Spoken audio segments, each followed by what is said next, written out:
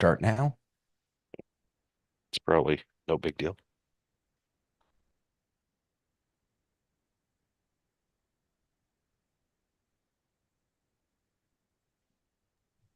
On Windows, I'm seeing 6.2.11.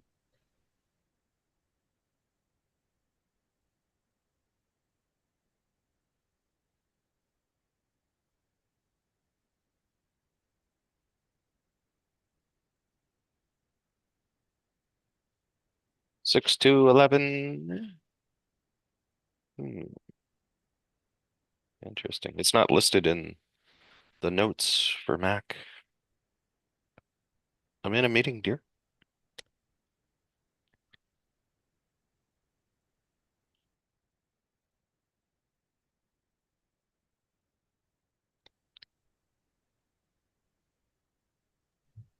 No music today, David? Minor bug fixes. Resolved an issue where clicking retry after a video download failure caused the application to crash. Resolved an issue where clicking open settings failed to open the browser for enable Oh, is this meeting just the one that summaries. came out? This came out the other day. Yeah. Not a big deal. Except, I guess, if you're a person who has those issues.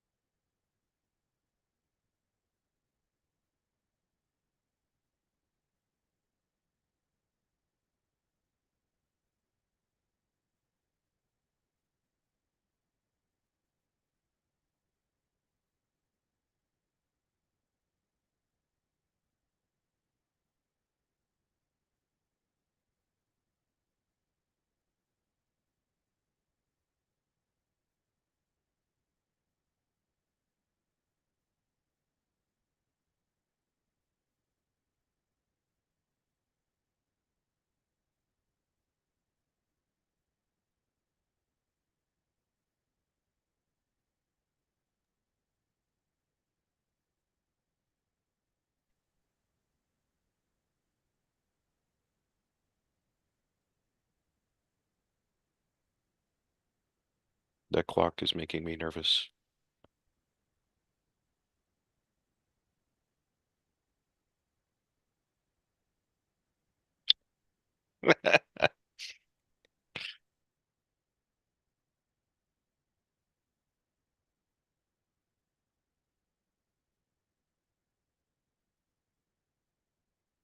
He is here.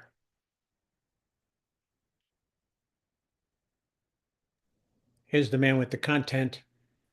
David needs help filling content. Ray, you're going to help. Please. We're in trouble. He just, yeah. Oh, I got your content right here, Ray. Yeah. said, what is it? What do they say in Canada? And so's Uncle Tom or whatever. And so's your uncle. How about them Yankees? I guess that's it. Yeah. Oh my. Boom, boom, boom, boom. Yeah. The host just came on a few minutes ago and told Mike and I got no content. You guys help. So we're all going to pitch in. I have a topic to talk about. Oh, never mind. Let's see. Make the chair go away.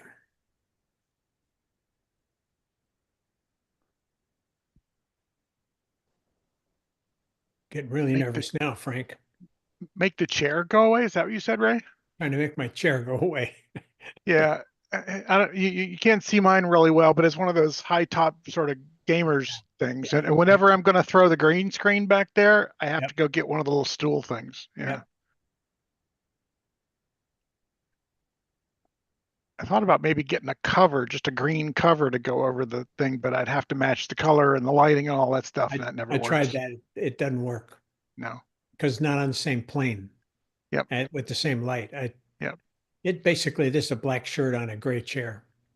Yeah. Oh, Well, hi now we have everyone. something to Stop talk about. making all that noise back there. Dear Lord, this is a professional show we're doing here. Oh, I'm sorry. I gotta go. Roger that.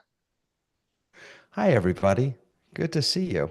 Greetings. I am at home and a little out of sorts because it's not my usual setup. So I'm changing that to speaker view so that the stream gets speaker view. That way I can change to gallery view, which makes me happy. And I get to say hello to all my friends. Hey, Mike. Hello, David. Did you break How the you doing? bank today is the question. How What'd much you did you say? buy? How much did you buy I today? I got myself a new MacBook Pro 14-inch with an M4 Pro chip. Technically, my business, my office got it for me, but I picked it up, and I am in the mid. It's on the floor next, and I don't like to transfer everything over. I like to start clean, and so Yeah. I'm having to set up all of my apps on their own, which is a major pain in the tuchus. I'm stuck right now on Clean My Mac. I cannot find how to put in, I already own it. I can't figure out how to put in my information, but that's okay. I'll figure it out. I'm still using my trusty old M1 to get this thing going. So that's what I got myself. What'd you get yourself, Mike? Well, I've not gotten myself anything specifically. It's kind of boring stuff. It was RAM, but but as far as our dealers, they've been very busy. A couple of them actually had to be careful with their website because they were getting bombarded this week. But they're fine. But Nice. they're keeping up with it. So I picked my, curious. Yeah. go ahead. I'm sorry. No, I'm just curious from our watchers on YouTube if there's any Black Friday related Zoom products that you bought to improve your Zoom That's a great question. experience. It's a great question. Yeah. Um, I do everything possible to not go to the stores today.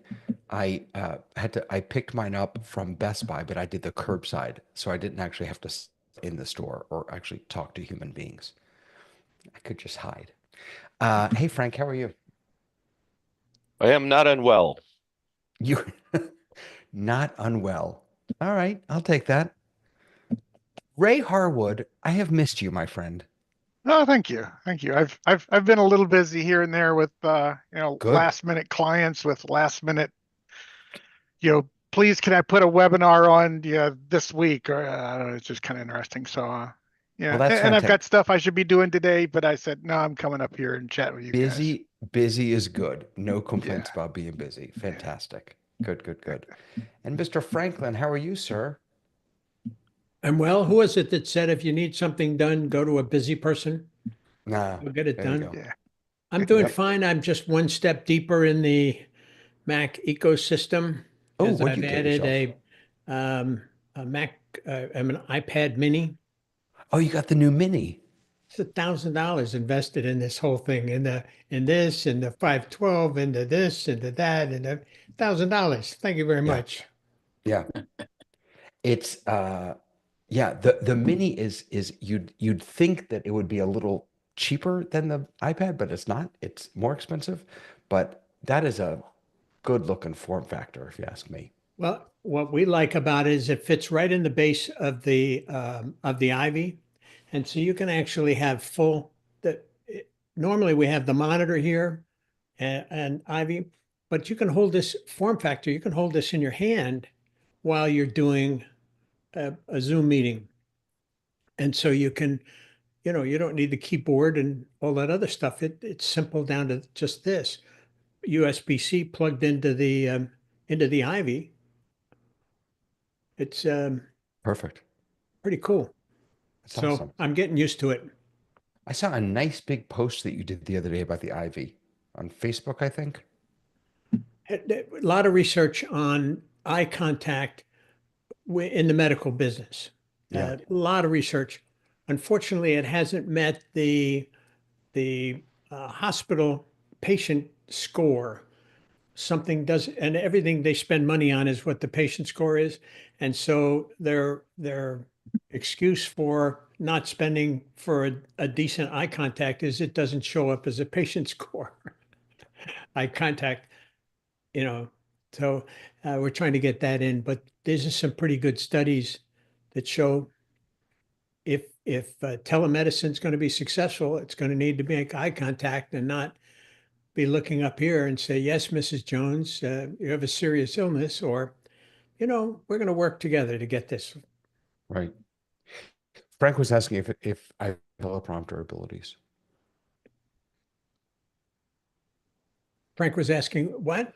If Ivy has teleprompter abilities. Oh yeah, basically it's a teleprompter format with just on the monitor. There's a high res monitor here, and then a mirror with a camera behind it, and so you can add. It's got teleprompter software in it, or if you like your own, since everything's driven by your PC or Mac or whatever, you can run that through as a second monitor.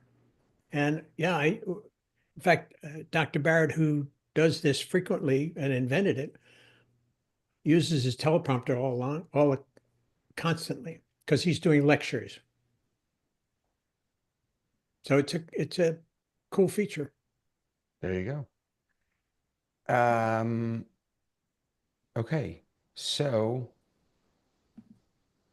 I don't have a whole heck of a lot, except that Zoom is no longer Zoom. Sure they are. They're still Zoom. Zoom I video know. communications is no longer Zoom video communications. I know.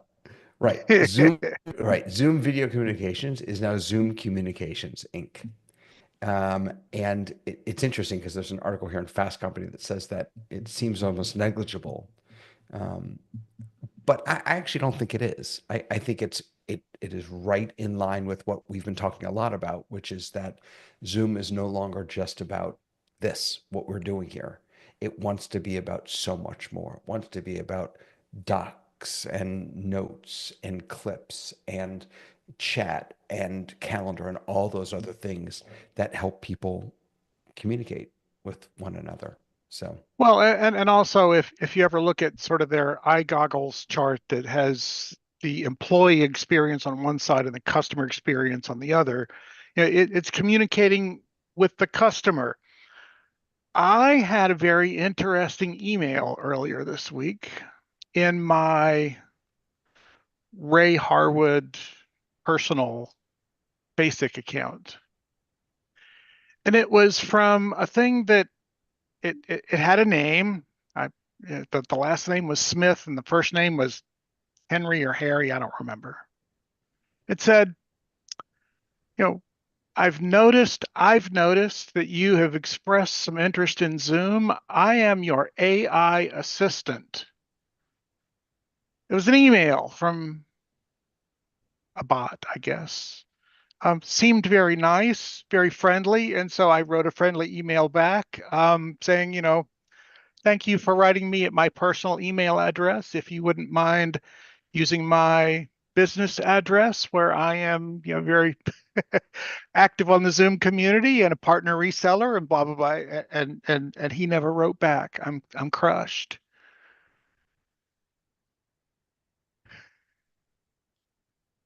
You're muted there, David. sorry about that. I'm so sorry that you were crushed. I was in the middle of teaching an eCam session and I got 3 emails from eCam saying, hey, would you be interested in trying eCam? And I thought, what? Do you not have this information? This is that chart that you're referring to, I Yes. think.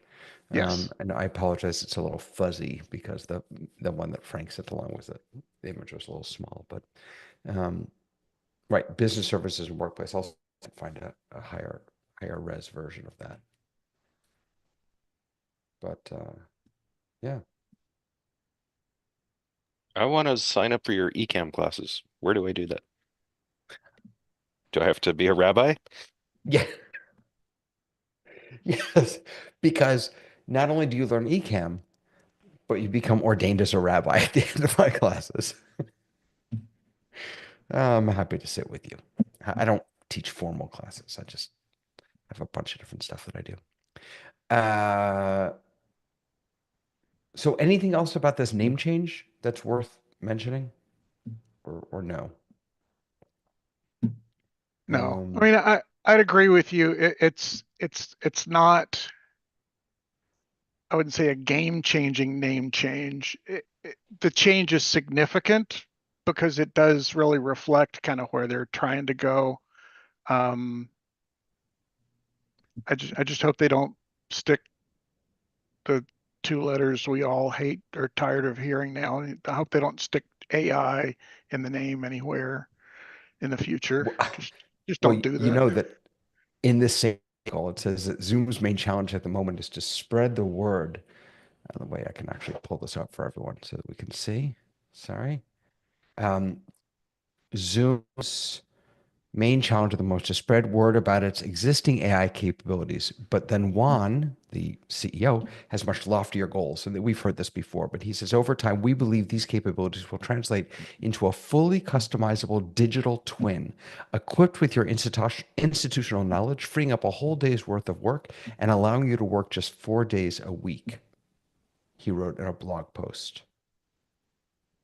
I have a feeling that that's the same. Even this article is new, but I have a feeling that the blog post that they're referencing is an old blog post because I've heard him It's say written that by before. AI. Yeah. That digital twin piece is. Would you like to hire my digital twin? Yeah, right. Exactly.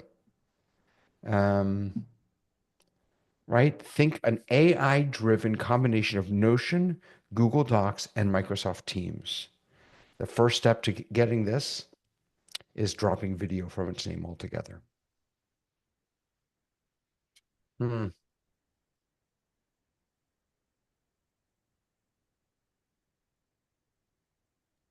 don't know.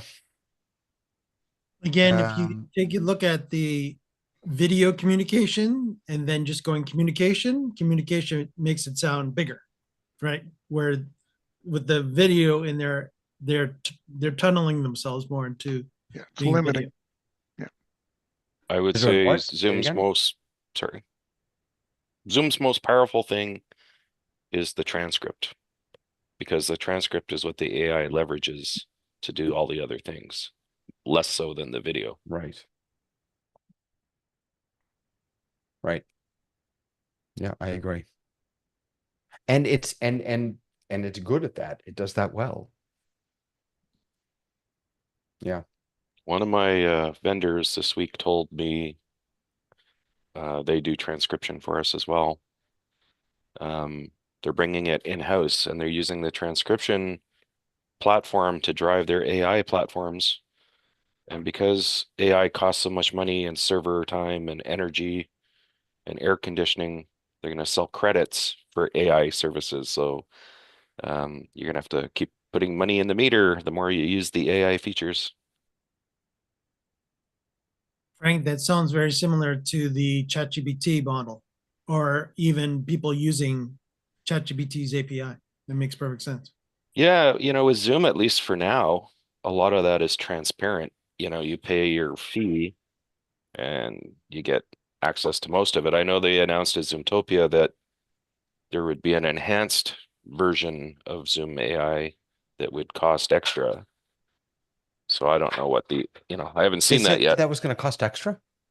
Yep. Yeah. Well, The- not AI 2.0, but an enhancement, like an uplift from whatever standard AI they have. Oh, okay. So we're not talking about AI 2.0. Okay. So And who knows and how I much that'll suspect be. it may allow you to train your own LLM, Right. and some of that stuff. Getting more Sorry. into the ChatGPT world of having your own LLM, and also again, because this is again Zoom is more focused on the enterprise world. Of course, this is where now Zoom will say, oh, you can host your LLM with us. That's already because you're already using us as Zoom. We'll also let you do an LLM as Zoom as well too. So there is all that going down the road too. Right now, 2.0 is basically based still on their product with very little outside that I've You seen. know how Discord has all those power-ups you can buy? I wouldn't be surprised if like you had a basic LLM and then you buy the power-up. So I want more of this, I want more of that. Well, that one's $24 a month. This other add-on to your LLM is $13 a month. And you could buy it in components instead of But who knows? It's one, who knows how the pricing models right. So ChatGPT is you pay one monthly fee and you get kind of whatever they decide is the power up. But you're saying sort of have a marketplace, which is what Zoom already has, but maybe a marketplace sort for of AI. like if you're still on cable television, you can subscribe to different packages, right? So you Right. get the basic package and then you say, I want the sports add-on. Well, maybe there's a LLM component that I want to buy monthly, but I don't want all the other ones, and they fragment it. I don't know.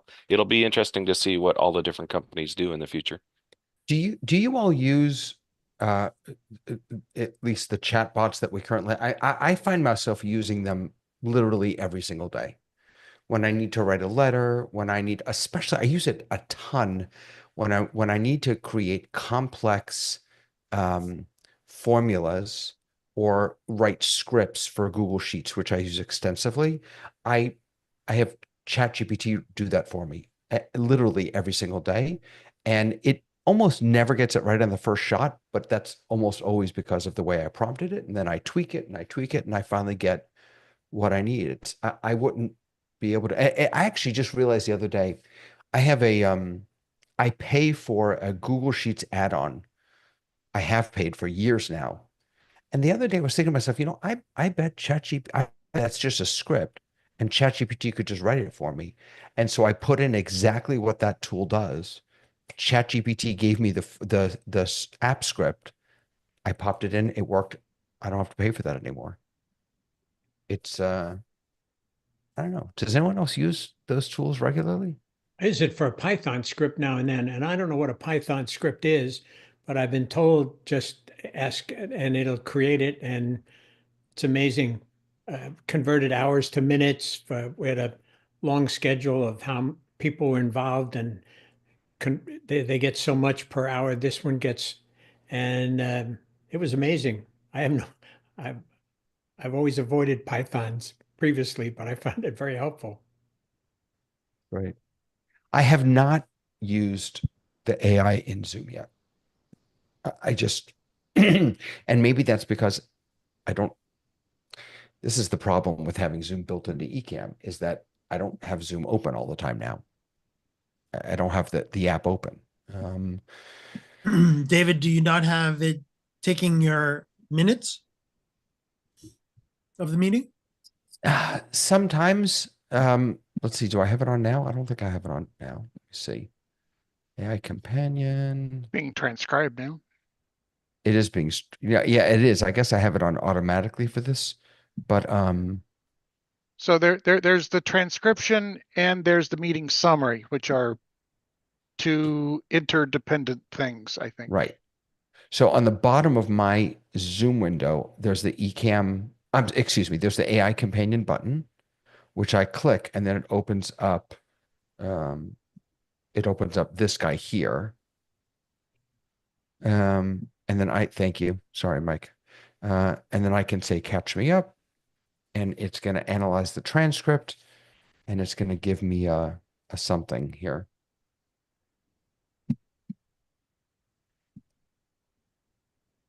Let's see. David and Ray discuss the AI companion. But again, it only catches me up from when I open this.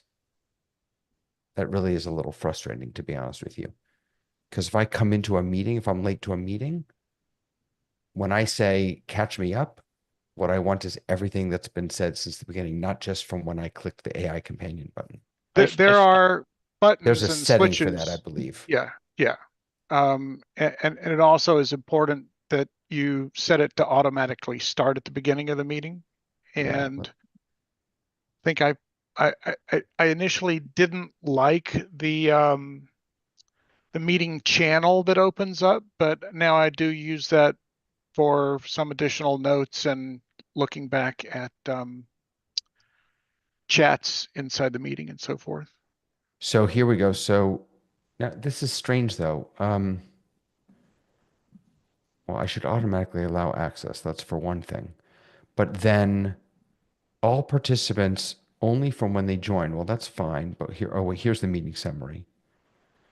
No, that's not what I want. What I want is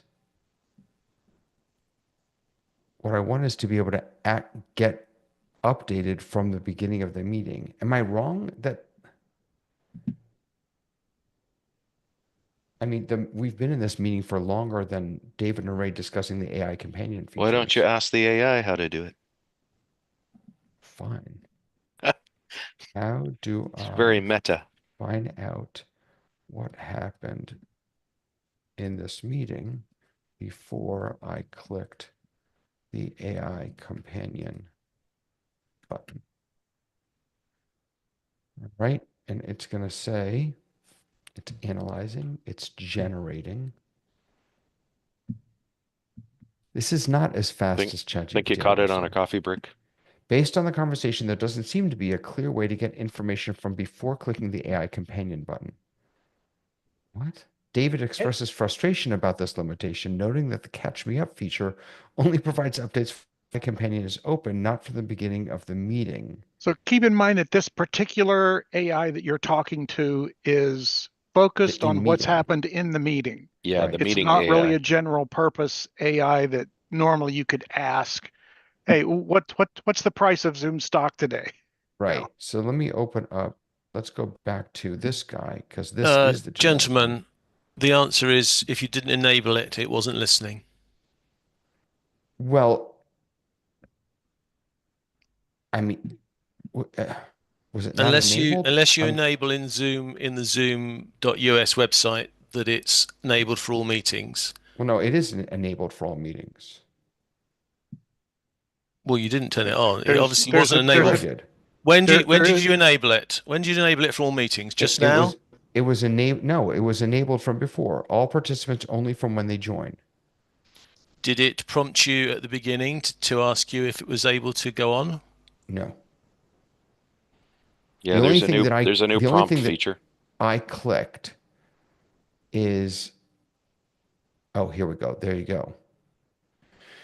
So because I didn't automatically allow access when the meeting starts, it didn't start transcribing from the beginning of the meeting. Correct. So now it will. That's probably in relation to privacy concerns. If Zoom had made that decision for all users that it was always on all the time, they'd probably face some backlash, right? No, understood. Right. That makes sense. But of course, as I've joined now late, and sorry for being late, I was able to do the catch me up. And because you've started it, it was able to catch me up from when you started it of what's happened in the meeting. Right. Does that make sense? Yep. But only from when I started, not from the beginning of the meeting. Correct. But I Correct, because you I think- hadn't but set Frank, the I think settings you're up to do it. absolutely Yeah. right. That. Yeah. Yeah. Full disclosure, I had a meeting with the Zoom Docs team this week, and that's why I know quite a bit more about AI, because one of the main parts of the conversation we had was obviously using Zoom Docs in meetings. And the biggest peeve I have is that if you use your AI companion, it's like its own separate silo. And when you use Zoom Docs, it's its own separate silo. And if you, for instance, cut and paste as an example, I've just done the catch me up. If I copy and paste that catch me up into Zoom Docs because I want to make part of the meeting, we want to decide things, I lose all the references. References to the transcript, like the To the one, transcript. two, yeah. Yeah. So I think this is what you're talking about. But this is a chicken and egg problem, because the transcript doesn't physically actually really exist until we finish the meeting. So the challenge I had to them was, how is Zoom Docs going to be able to keep the references to the meeting, because it will need them when the meeting finishes. For those that are not keeping up to this, because I've not mentioned it, so I really should. When I did the catch me up, not only do I get notes that allows me to know what's happened during the meeting, but it also gives me little reference numbers. And those reference numbers are to the transcript. And I can mouse over on those reference numbers and it will give me the information in the transcript. And if David's going to show us now, that's fantastic. Yeah, so I can show you that real quick. Yeah. So but if I want to take that data, which you've got there, if I copy and paste that into Zoom Docs because I want to make a document of this meeting, unfortunately, you lose all those references. not because only it that, can't but paste. By the way, you can't just double click easily and No, just there's a select the little text. buttons at the bottom there. So you've got the copy Oh, you want to paste do next to that? you. Okay, so let's Yeah. copy that, and now let's go into Zoom Docs and make this a little bigger. Frank, I see you. I'm sorry. Hang tight 1 second. No Let's big do deal. new document and testing. Links. Paste. Yep. So the notes that are right here at the end that link me back to the transcript Exactly. don't exist here. Correct. Interesting. Yet. Yet. Right. It's copying the text But itself. I was hoping as we had this conversation a couple of days ago that it fixed it by now, but you know, Zoom aren't always that quick, are they, for us? Frank, you want to jump in? Slightly but related topic. Has anyone used the new feature to add feedback to AI companion prompt responses? I have not, but I'm interested in exploring that or hearing about that. So can you describe where I'll that paste it in the exists and chat. how it exists? Yeah, I don't know. I'm raising the question with you, fine, smart people. The favorite Zoom user setting enabled. So, well, let's first make sure that feedback to Zoom. Okay, so it's not enabled on this account at least. So I'm going to go ahead and users can provide satisfaction scores and other preset feedback to Zoom. Allow users to send text feedback, including the prompts they send to AI Companion. Okay. Let's see. With the ability to provide satisfaction scores and disable the ability to send text feedback is only available for Zoom Client 5.15 or later. But is this a persistent ability that we have, or is this just is this one of those after the meeting survey things? I thought it would be during the meeting. I thought they were trying to get crowdsource training the LLM to do a better job. So when it does something right and you say, good job, it gets that feedback. And when you say, no, that's not even close to what I was asking for, you're helping to train their model. Well, that feedback to Zoom piece is the replacement for what you used to be able to do most anywhere as a feature request.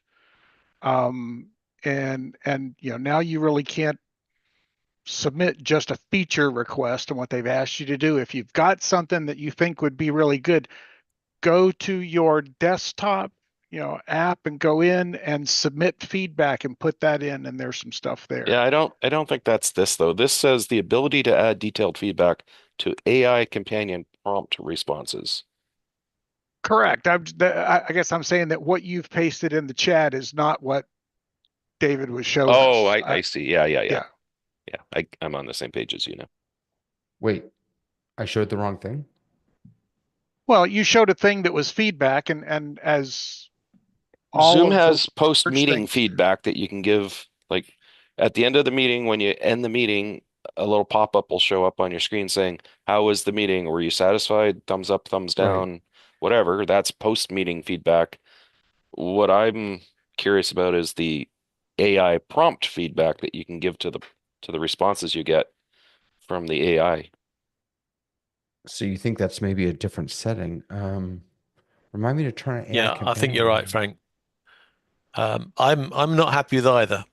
I'm not happy giving the feedback on the Zoom thing because I never seem to be able to find it seems to go direct to Zoom. So as an administrator, I never know what they feedback to. So I don't really want to give that allow that because if people give bad feedback and I don't know about it, how can I ever make their lives better? I don't know what kind of account you have. I think on my enterprise account, I can see that in the dashboard. The post-meeting satisfaction feedback, I think that shows up in the dashboard. Okay, that's interesting. I'm gonna have a dig into Zoom events and see if it populates in there because that's where it'd be the most useful for Ray and I and others.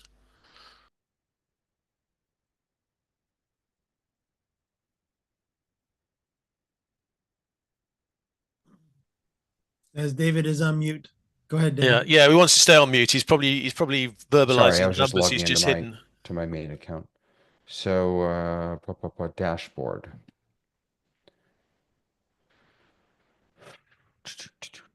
AI companion.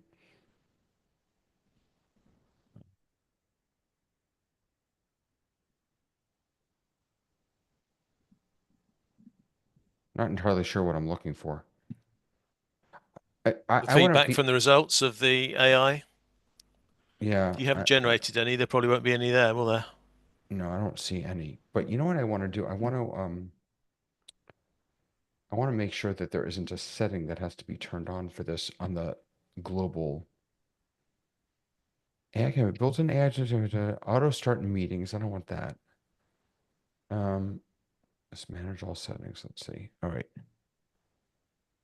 Da, da, da, da, da. No. Oh, this is all AI companion. Okay. Meeting automatically allow access when meeting starts. That'll turn on globally. Send an email and sharing with users. No. If anyone sees this, Maybe it's new and it hasn't come out yet. maybe. Team chat. Zoom Could it events. be an enterprise only feature, Frank? Maybe. Could be. I think I only found out about it today. Detail to AI companion prompt responses. I just want to, so it says this is what I turned on before. I'll do it now for all whatever. That's fine.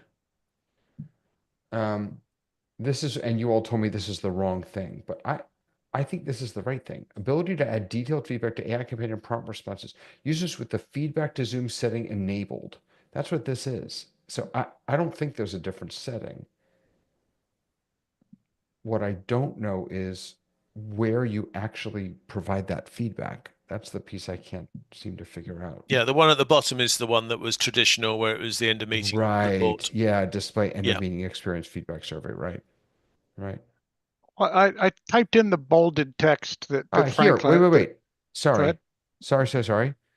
So here's allow users to send text feedback, including the prompts they send to AI companion. Again, it's not clear how you do that, but this is the setting. So this is what's new right here. This piece. Sorry, right, go ahead. Well, I took the bolded piece that Frank had entered in chat, and I put that in the support.zoom.us, and yeah, the one article that has the word responses in it several times. I think feedback points you in the right direction. If you use that word responses, the article that I post there talks a little bit about, how to do some stuff with the responses, but it doesn't really give you a good idea of how to like tweak them, I don't think.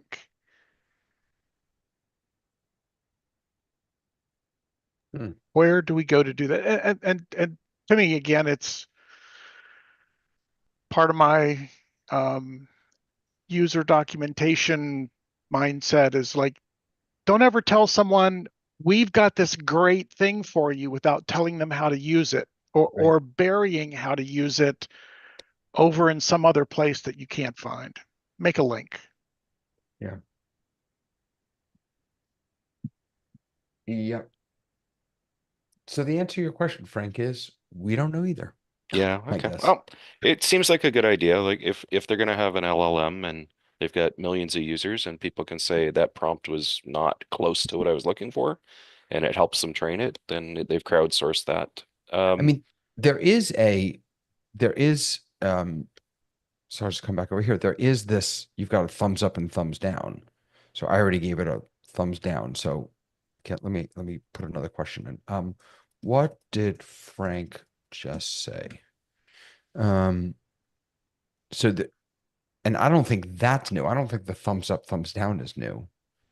So what it says in the thing I pasted in the chat is setting is enabled, user can add free text. I'm not sure what they mean, but anything I want is what I think free text means, feedback. And because of the word text, I would expect to be able to write something about not just a thumbs up, or I should be able to Right. type something, right? That's what No, I I glean agree. from that, but I don't know if I'm Yeah. correct. So if I click the thumbs up, oh, wait, look. There it is, folks. All right, let's try this again. Ready? Wait, so now I have to put something else in. Wait. Did David just get excited? So now what you do is if you click on the upward, it's interesting. You can't change your response. Once you click it, it's stuck. You're locked in. But so when you have a new response, if you click yes or no, yes, David did just get excited. He discovered how to provide feedback to the AI companion's responses. All right, so you click yes, then you get what did you like? Was it accurate, effective problem solving, easy to understand, creative or insightful, personalized, user friendly, other? I can say accurate. Include your boy. You really can't. They could do a better job of letting you know when you're clicking something. See how you can barely see the. Include your prompt with the feedback, and then the prompt was, did David just get excited? More and submit. That's how you do it. So that was And there's a 1 there, great. so maybe you could go look at it. So Look at one, your... no. So that again, that's a reference back to in the Oh, okay. transcript, Gotcha. right? And it's not clickable, by the way. You can't do anything with this Just other hover. than it just brings up the link. We're probably a group of 100 people on the planet who know how this works now. Right. But I just going back to what John said before, the fact that you can't do anything with this, it's not even a link with this reference here. I mean, I'm not really sure what the purpose of this is. There's literally nothing. It doesn't copy over to docs. I can't really do anything with it here. I get. Ye of little faith. How do you know that those references won't be utilized in a Oh future no, they release? will eventually. I'm just impatient. I mean, I'll tell you something that to me, the what ChatGPT just came out with their search and the fact that they now give you links back to the original articles, or with Notebook LM, how they will, when they give you the summaries, they'll link back to the sources that you provided them. That to me is so vitally important for these tools to be trusted and really used, because then you can immediately tell when they are hallucinating or when they're actually grabbing data and using that data. So I wonder what they do with these. I'm pretty sure they will do something with it, because I quite simply said, if these references can be taken and used in other places like Zoom Docs, you've just given me a reason for why I should have all my meetings recorded in Zoom, because I now have a way to reference that data, not just not just to search, but I've now got a way to reference that data in my Zoom Docs, and now I have a business case for storing, maybe not storing all the videos, but certainly keeping the transcripts in the system, and wanting to have meetings so the transcripts are created in the system. And the other AI tools that are out there, some of which I like a great deal, Fathom, I'm going to name drop because there is a free version of it. I'm going to be really rude now. Now you think I'm promoting Fathom, now I'm going to be really rude. I would take advantage of it now before it goes out of business, because I feel that the Zoom roller coaster is going in its general direction, and all it does is do the transcripts. It does them very well. But if Zoom gets better at doing the transcripts, there'll be no need for Fathom.ai to join meetings. Is there a need for it now? I mean, are Zoom transcripts not as good as some of these other tools? Definitely. And I'll tell you, yeah, and for a simple reason, David.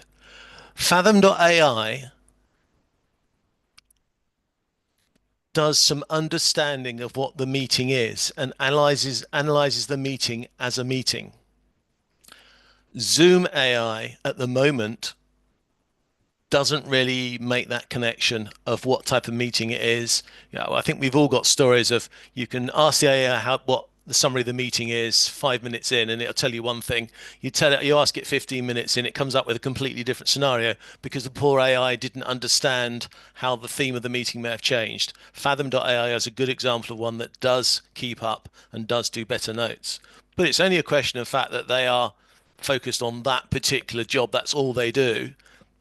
And they produce good meeting notes for their meetings. They're obviously development time ahead of Zoom.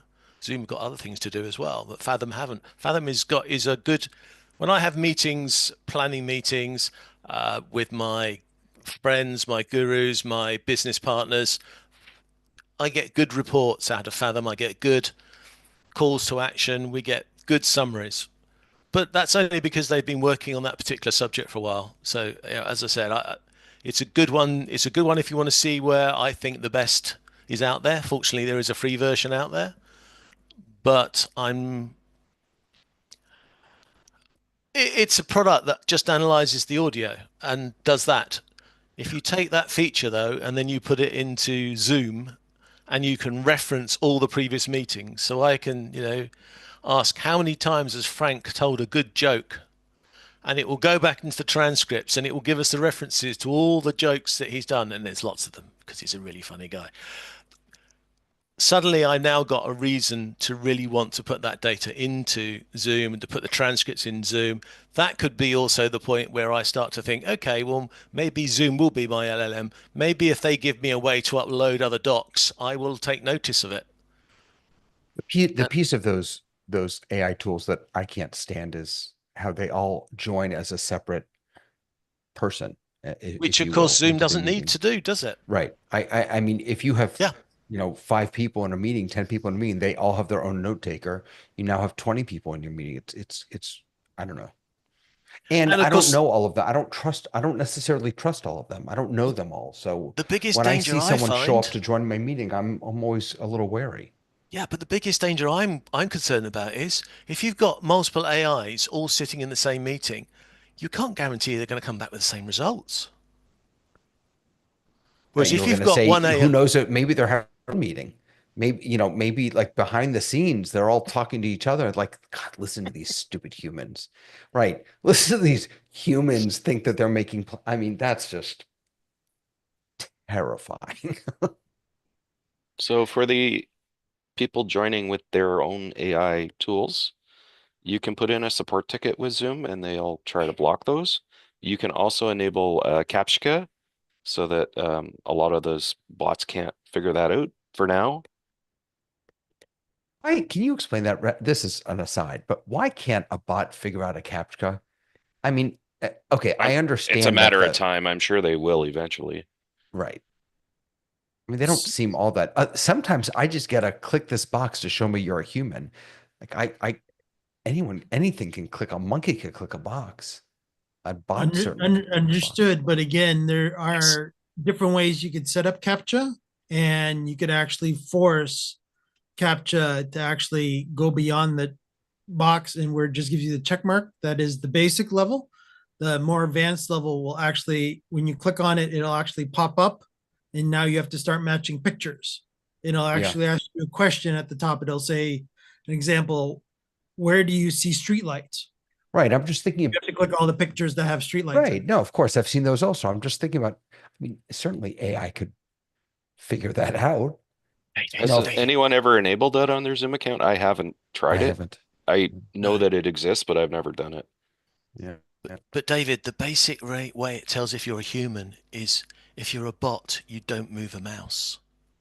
So one cheeky, easy way to find out AIs, I hope they're not listening, is you just check for the coordinates of the mouse. And if the mouse hasn't moved to click the box, you know it was possibly Bots an AI. can't move a mouse? They don't simulate mouses. The simple ones do not simulate the mouse. So if you go into the code and you pick up the movement of the mouse, you can tell. It's just one of the ways of doing it, but don't tell them. I didn't realize that. Even though John did tell the meeting AI bot, but anyways. Yeah, now it's going to build one. John, just so you don't get too excited, the the post-meeting feedback, thumbs up, thumbs down. I put a picture of what that looks like. It's just a graph, and our graph is a straight line because apparently everyone's really happy with Zoom, but there's not, it's called the webinar client, Zoom meeting webinar client customer satisfaction trend. That's a mouthful. And it's just a graph, so I don't know how Cool. much information you're going to glean out of that.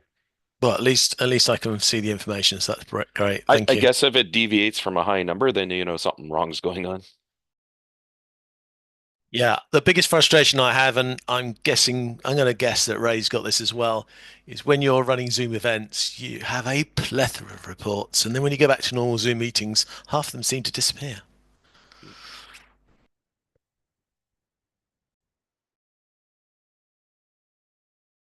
Yep. All right. What else is there? Is there anything else? There's got to be other stuff to talk about.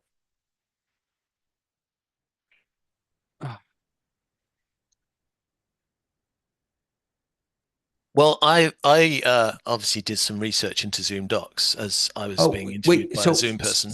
I want to can ask talk you, about John, was that in response? I got a message or an email or something, a message about that they wanted feedback on docs. Did you go in response to that, or was this something different? Yes. Yes, I did in response to Fantastic. that. All right. Yeah. So tell us about that. Well, I got to be careful what I said because obviously we get to that weary point of secrets and whatever. But my general impression of docs is it's probably going to make a big difference to the way I use Zoom this year. But as we know with a lot of things in Zoom, it's probably going to take the first 6 months for them to add the other little bits to make it work properly, to integrate to what I need. But I love the way they're going. Zoom Docs, I don't know how many people have seen it because it doesn't always seem to be in the release notes, but the Zoom Docs templates are a very inspiring group of documents showing you the different ways that they can start and I assume what they think we're going to use Zoom Docs for. The one that I'm really interested in at the moment is the spreadsheet type features. And one of the questions I gave to the Zoom Docs team is, there is this other program by an alphabet company that has a spreadsheet that you can refer to. And I wonder how many of those features they're going to move towards, because at the moment you can cut and paste a type of spreadsheet, but the thing you can't do in Zoom Docs is you can't update it. You can't refer to it. You can't link it. It's just chucked there into the content. And I was really wondering what they were going to do to make it integrate. For instance, for events, I quite often have a Google spreadsheet, and that Google spreadsheet will populate with all the attendees for the event. So for those people in the team that are not computer literate, not technical, they can just go to this shared Google sheet and they can see a list of all the people. The people that are doing the money side can look at the list and check the payments against what they've got in Stripe or PayPal, wherever they're collecting the money, without having to be admins in the event or the meeting, and without having to understand all those different parts of it. So one of the questions I asked Zoom is, okay, well, are we going to be able to update and populate this spreadsheet, or is it just going to be sitting there hanging open in space in the document? How can we interact with it? We've already talked about the AI side, and the cut and paste was one of the issues I raised them. And I said, it seems that we have almost two AIs. We have an AI in the docs and we have our AI in Companion. And maybe a third with the AI that we refer to during the meeting. And if those three can't talk together or interact with each other, then you get that disconnect that we showed with the cut and paste. I mean, that cut and paste is just an example of the disconnect. I asked a really silly question. Well, it was a silly question, really, but I asked a silly question. I said, look, as I understand it, AI Companion is my personal companion. That's for me. So when I'm in a meeting, why can't it interact with the meeting, whether or not the host says I can or not? Who says what AI can be used in a meeting? If I'm intending as a meeting, why can't my AI companion support me to help me what happened during the meeting.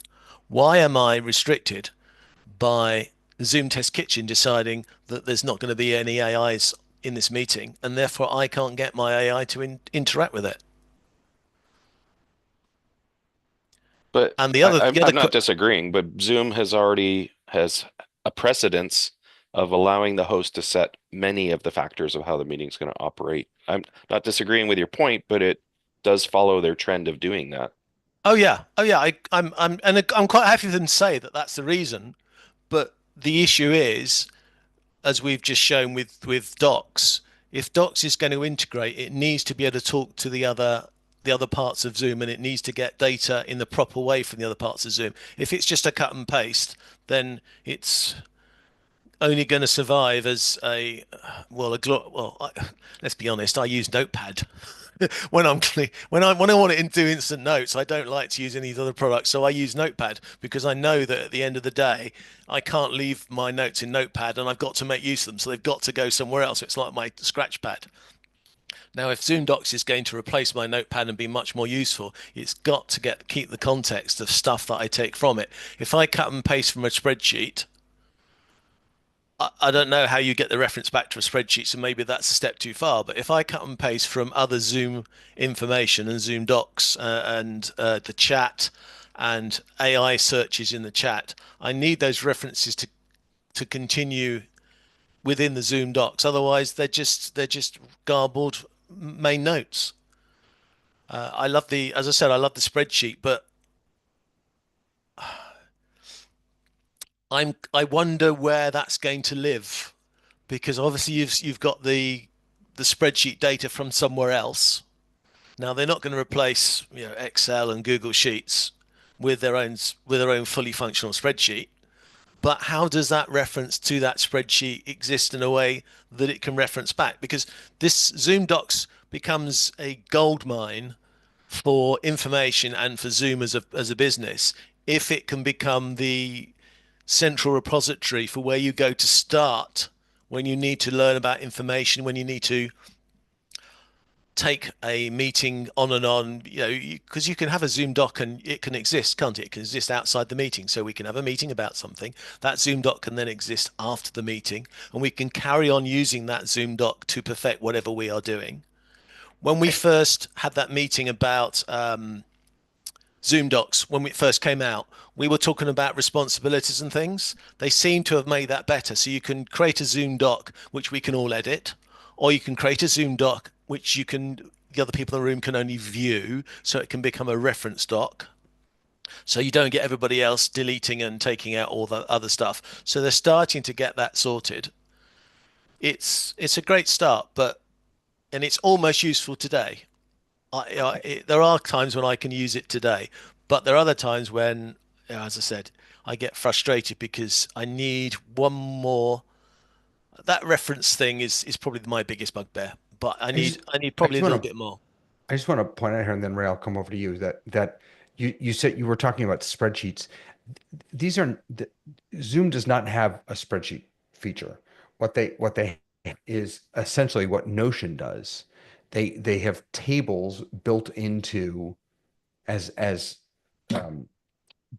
blocks, right? They have tables built in that you can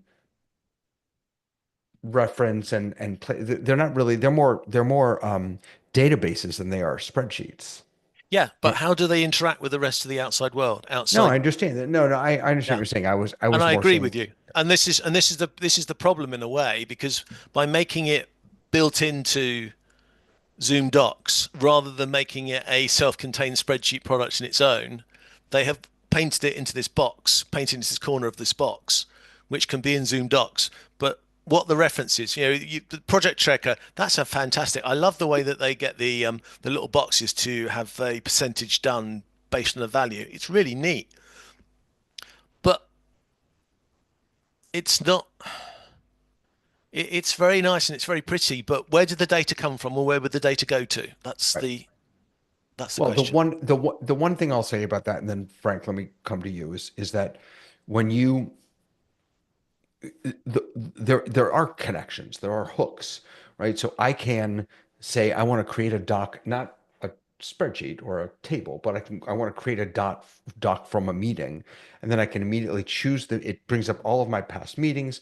I can choose that meeting, and it immediately uses all of the stuff. It tells me who was in the meeting. I mean, this is really nice. A quick recap, next steps, and then summaries of all the different things that we discussed. This is incredibly powerful. So in some respects, there are connections between the different pieces, but they're still building it out. Ray, I'm sorry, go ahead.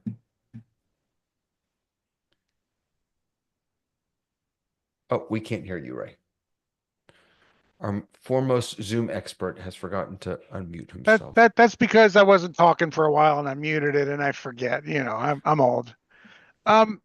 So most of what we've been talking about is sort of this transactional stuff. I've got data here and I copy it and I paste it over here. And if Zoom can do something truly transformational, if Zoom really wants to make Zoom Docs the place everybody wants to go, they will create a set of standards, a set of API standards that say, when you copy something, that package that is receivable by someone that wants to paste must have information about what type of document did it come from, who was the originator of that document, where's the reference point within that document that it came from, and put that information in the package that then when I'm over here and I say paste, I can go, oh, look, that came from David Paskin. He had pasted something into a meeting that was held this date. Here's the meeting ID. It was a comment that he made and it was in the chat or something. Right now, when you paste something, you have to glean from the content that you're receiving. What was it that I got? Oh, it's an Excel cell, C-E-L-L. Oh, it must have come from Excel, or it's just a string.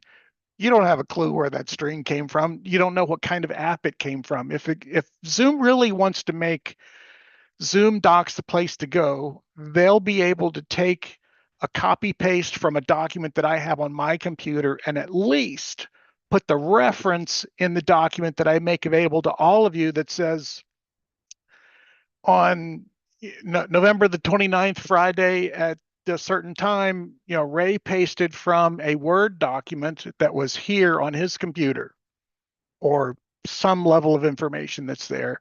And that way, when you get it, you can tell where that information came from. Much like Perplexity or any of those tools do now with AI, they go, look, here's where I got the information from. You can check it out. I think Zoom, if they really want to do something transformational, they'll create standards that other people will want to follow. Frank, what is SCORM? It's right there in the It's the shareable content object reference model. I what don't it is? understand what Okay, that so what it means. is it's a standard in education. Education uses a lot of tools, especially learning management systems, but other things too. SCORM is a set of standards about how to package information and content so that you can move it to another platform and that platform can read the headers and knows what those things are and knows how to import them.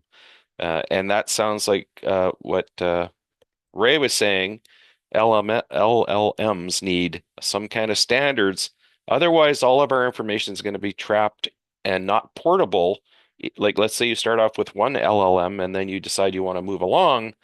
Does all your content and knowledge or whatever you've created get stuck in the old one? You got to start from scratch, or will it ever be portable? Without having standards, it'll never be able to, will be locked in, and you'll have to start from scratch every time. So, like, is there a governing body for LLMs, and are they going to have standards? That's a big question. I don't know anything about that.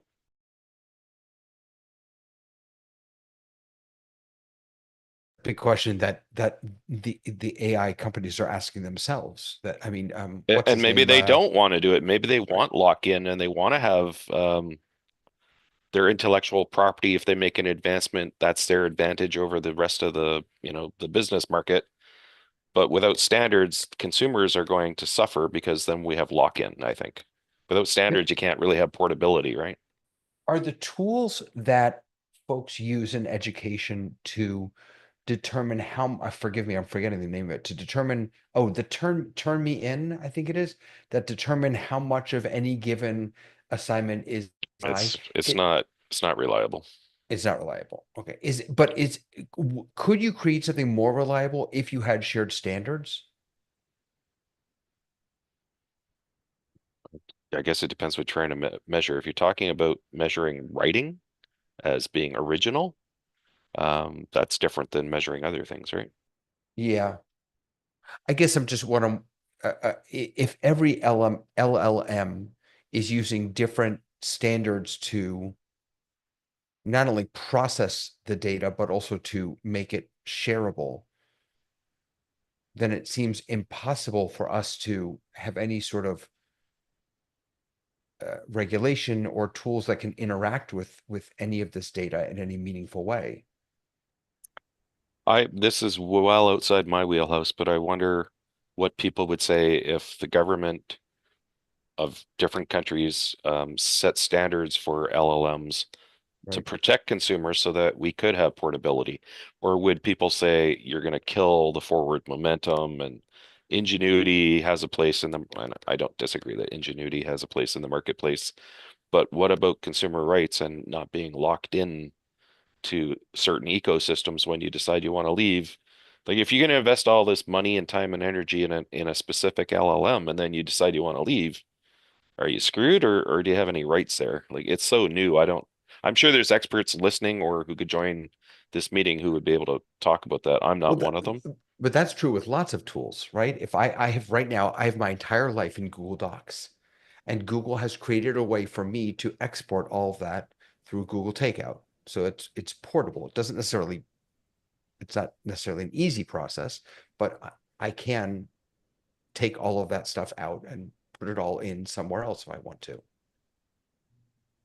But what John was talking about, interesting, was portability within this one app, right? You weren't even talking about portability between LLMs or between apps. Well, You're talking I about just think within Zoom. for Zoom, because Zoom controls its own ecosystem, they could have internal standards, and they probably do have internal standards that will allow them to do what he wants to do. And I jokingly put in the chat, Zoomtopia 2025 announcing Zoom Sheets. Like they could do that. Like your point about it's a table. Well, Google Doc or Zoom Docs is more like Word, right? Like Microsoft Word. It's a table.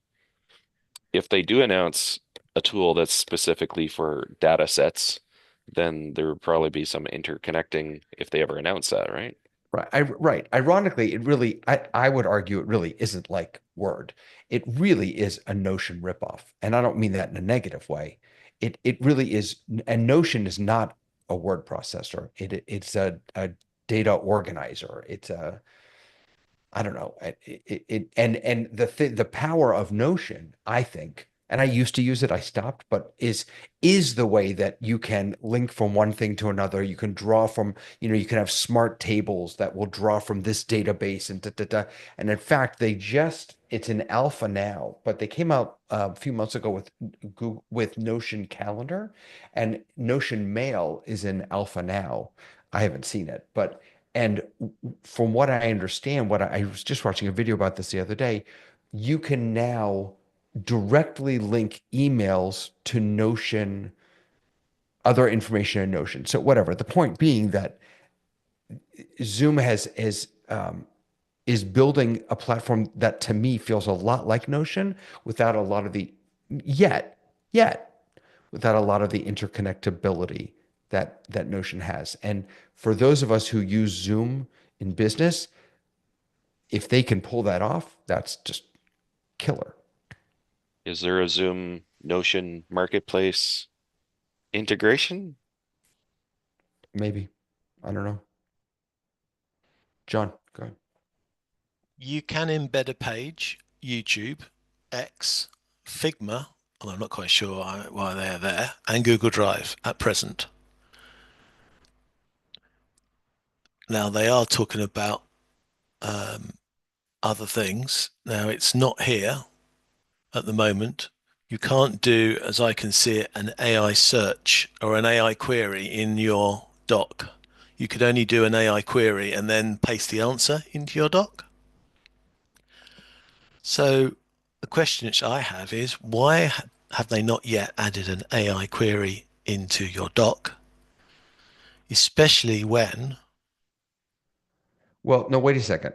Hold on, hold on, hold on a second. So two things. First of all, I have a doc from you called booking, which looks like it has lots of personal information. yeah, Just I want tried to delete that. So Okay, I will get out of that. Okay, thank you. I will also delete it from my list. I was So trying to do an example locally, but yeah. So here I have up a Zoom doc, and if you click on the up here in the right-hand corner on the AI companion button, um, you do get AI in this doc. Let me actually open up a doc that has something in it. Oh, that doesn't have anything in it. Here we go. So this is the hello from Zoom Docs. And now I have this over here and I can say, um,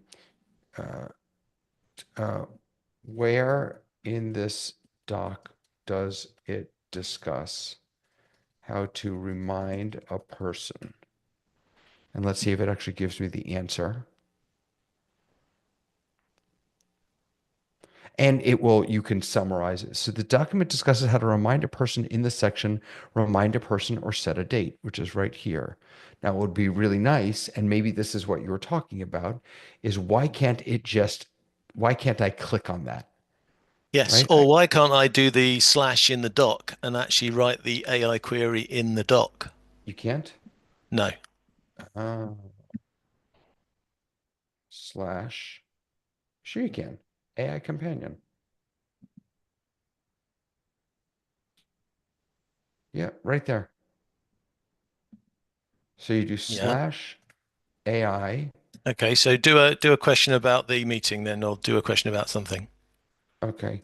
Where can I find out about the everywhere loading toolbar? It says working on it.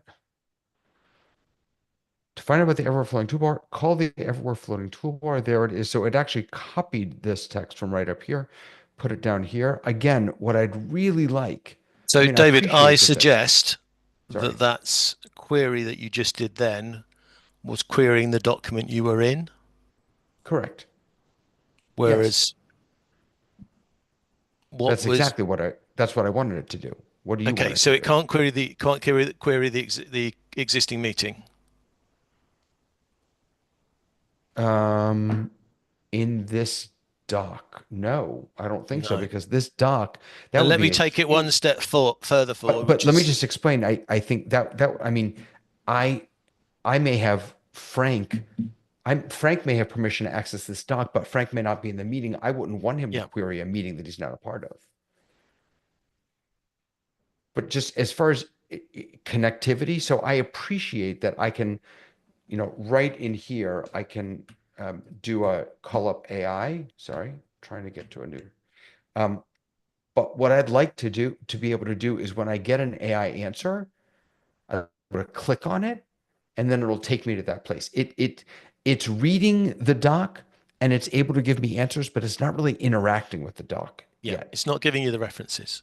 Right. Because the next thing I want to do is I want to do a query and I want to know how many people have attended my webinars this month. Attended the Zoom test kitchen in the last month. Now, again, I'm in a doc asking this. Yeah. So we'll see what this does with that. And then I'll also try it. Unfortunately, I don't have information about how many people have attended the Zoom test kitchen in the last month. The provided document content does not contain any details. Right. Yeah. And again, I think this is good because I'm going to share this doc with the people and I only want them to have this information. Now, if I come out and I just ask that same thing over here, let me ask, if I just want to go into regular AI companion, let me go back home. Here's AI companion. And now I'm just going to ask it right in the app, not connected to that dock. At least I don't think connected to that dock. Based on the search results, 10 people attended the Zoom Test Kitchen's personal meeting room on November 1st, 2024.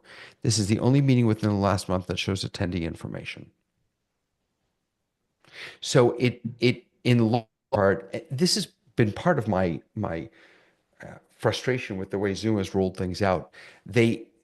Things exist in different places and they feel duplicative, but they're not necessarily. So you've got AI Companion here, and that looks like the same exact AI Companion as over here, but it's not. This AI Companion, it's just in this dock. And again, I understand why they're doing it this way.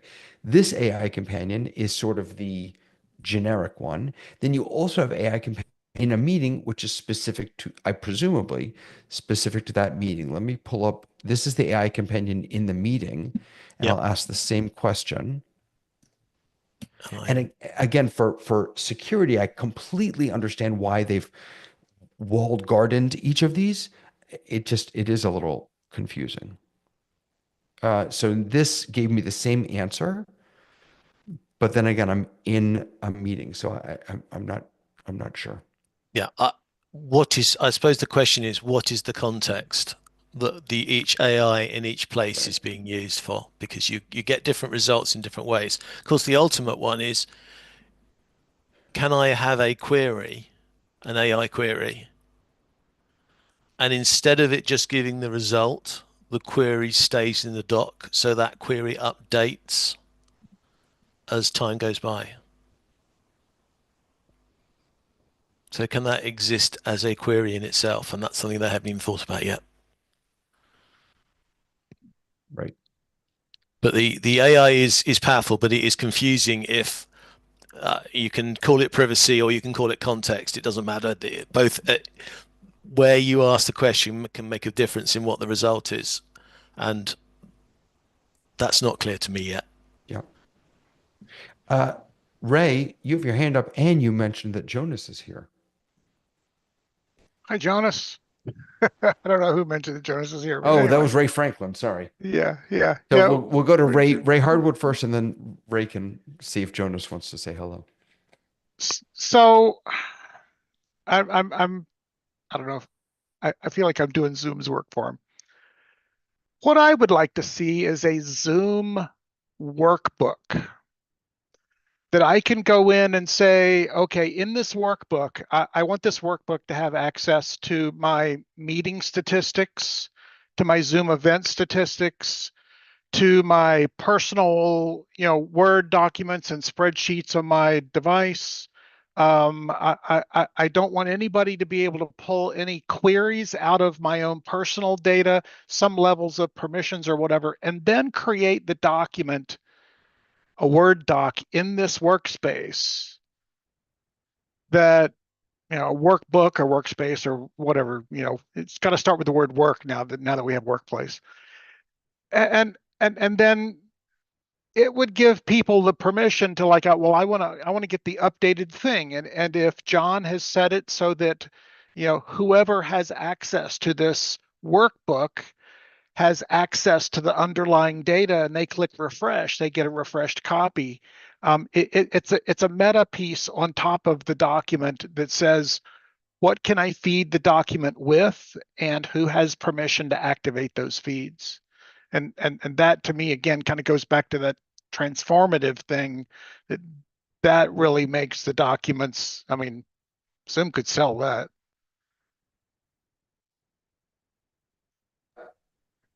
And it would simplify it. It would be Well, clear it would make who it has more access to what. complex a little bit on that outer surface. But once you get that ecosystem built up, and let's say we build that ecosystem for the Zoom test kitchen of, only people who've been, members of Discord, and only people, who can have access to that, and anybody else can still see the document, but they can't update it with the latest statistics because they don't have the privileges, that sort of thing. And that could be fairly simple. We're already accustomed to groups and roles and individual permissions to get the things. yeah, some people would like go, I'm not dealing with that. But those of us that really want to make information available to people, but on a measured basis, we would learn that interface and figure out how to make sure that only the right people have access to it, and the people that do need access to it have easy access to it. You know what this is reminding me of? It's making me think of roles in Zoom meetings and how I, I've struggled with who has what permissions and like I feel like there aren't enough. Host and co-host. I need moderator role. I need this. It's just that's a challenging nut to crack. I just before I jump over to you, I just want to say hi to Jonas. Hey there. How you doing, Jonas? Hi there. How are you Good to doing? see you. I understand that you have some big new things in Playout B. Yeah, there was a new update today for Playout B, and there's some discount codes, but Very nice. nothing Zoom related. That being said, already told Mike I'll come back when Spacecom's our intercom product. We built the Zoom app for it, so without needing to leave Zoom, you can have individual IFB talk packs to Wait. participants. Wait. What? Many Yeah. may not know what you're talking about, Jonas, so you might have to talk about Spacecom. So, John Barker and I, we're building our own intercom system that is web-based right now. And one of the things that, with the help of Andy and a couple other people at Zoom that we did is we have a little Zoom app that we're beta testing right now that allows you. Spacecomms.io? Yes. Wait a second, I'm adding it right now. Oh my goodness. And okay. basically what it ties up to our website, and then you can assign talent feeds to the specific people, and that way you can talk from the web as production to individual people. And yeah. So what do I do now? I'm on host. I've got host participant. So you need to open the app within the Zoom. Right. So let me find here. Oh, space comms, get, add. Yeah, I that should did already be in your apps now. Hey, by the way, before I go any further, can I just ask, what does this down here mean? Allow this app to use my shared access permissions.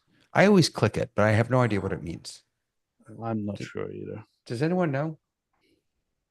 Every Zoom time I connect apps to like permissions are Click on learn fun. more. It's right there for you. Well, but that's work, Frank. I mean, on. Just copy seek- paste it you into seek the knowledge, AI there's thing, knowledge. right? Scheduled privilege are being given an admin or customer.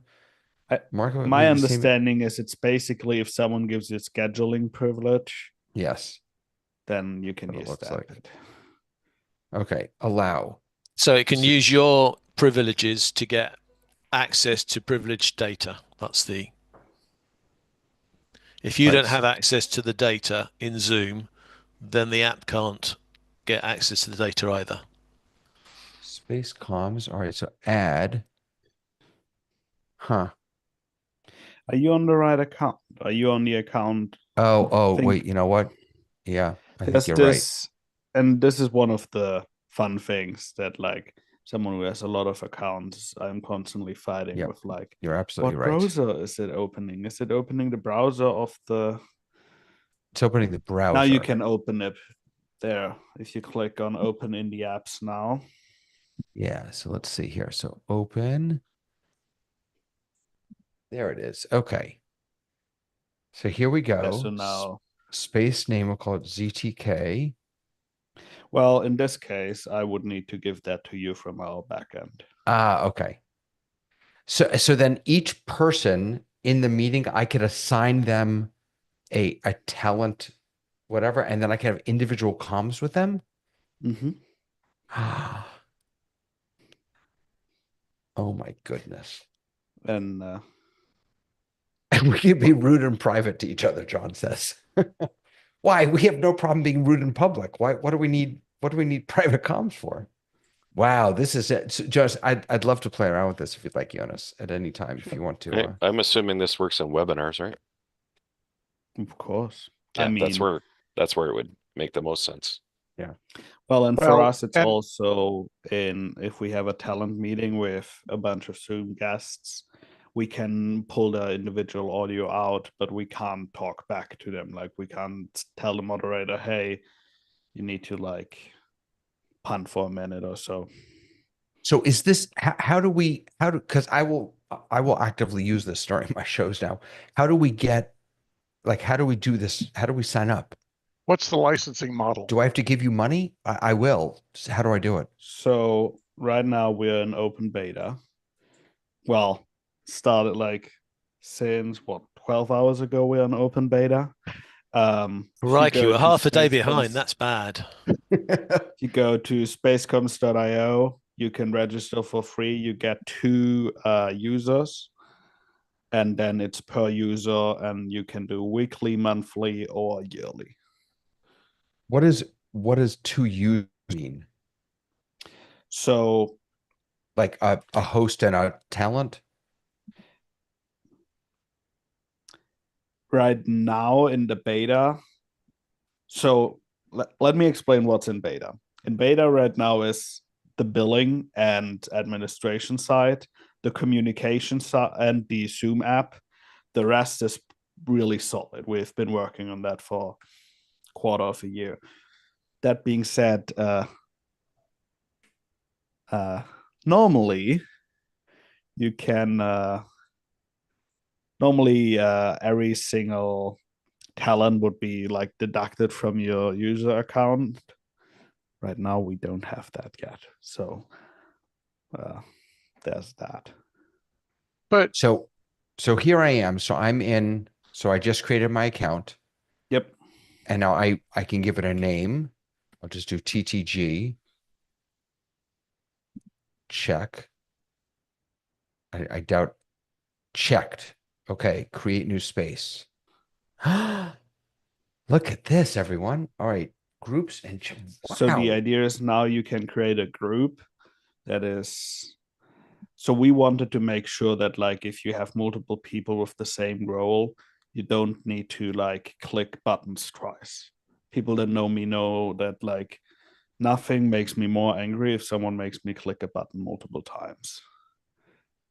So that's why we have groups. So now you can have multiple groups, and then you can have multiple channels, as many as you like, actually, because our infrastructure doesn't care how many you add.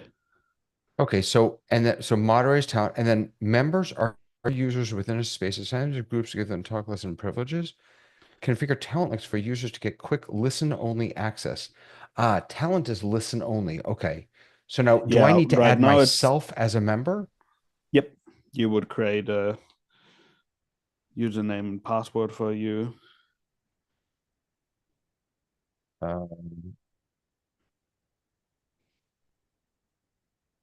Okay. I don't want the dash, so I'm just going to do it like this. Secure password. Oh, wait, you all can see this. Hold on a second. Okay. I took you down, David. I'll put you back. Yeah, when no, we're- you can put me back up. I'm here. Okay. Oh, no, wait. Whatever, I'll reset it. Okay.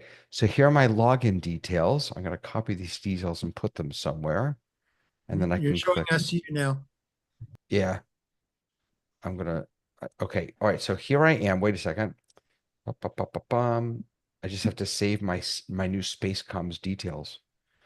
Space And comms. comparing to other intercom solutions, we actually treat the password as a password. So if you forget it, we can't like you need to ask your admin to reset it. Your admin can't tell it to you. Not that.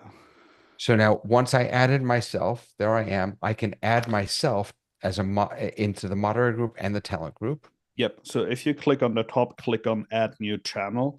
So like if you needed to have a channel where all the moderators can talk. Oh, groups and channels are different. Okay. Yeah. So a group is a group of people, and then channels. Are they not the same? it's a frequency. It's a frequency in the non-radio band. Right. I guess what I'm asking is it's not clear. So moderator Oh, and I talent, understand. I see. Gotcha. because we built this for up to, right now the official limitation is 100 people Yep. simultaneously. So But so I don't actually need to put people in groups. If I can if I want to, but I could also just use the talent link. So yeah. So if you create a couple talent links. Okay, wait a second. So I'm going to say, so for talent, I'm going to talk and listen. Moderators, I'll let them listen to the back end and talk if they want. Okay. So if you create a talent link, so this is per talent right now. We're working on multi-talent links, so you don't have to create a bunch, but. So talent 1, okay. And now you can decide who should be able to talk to them. Look at that. Okay. So like talk you to would them. Yes, you would want moderators to be able to talk to them. So members, I would set up ahead of time. I'm curious how Yes. Then do I just email them? Like, how does that work?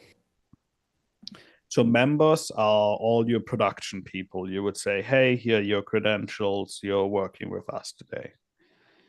Gotcha. And then they just go to spacecoms.io and log in. Exactly. And then you can create as many talents as you want. And then you can decide who is able to talk to that talent. So right now, only the people in the talent group can talk to talent. Right. Okay. And then if you click that show talent off code there, copy that, and that's what you need in Zoom to make the connection. Right. So now we come up here. I'm going to open this guy again. Oh, there it is. See? The auth code. And the space name, I think I just did TTG, right? Yeah. Yes. Enter. And a fundamental question then is, do they have to be in the same Zoom meeting or in a Zoom meeting at all, or can they bring up the app in just workplace and not even be in a meeting yet? So right now right now what we're doing is we're using the in-meeting context.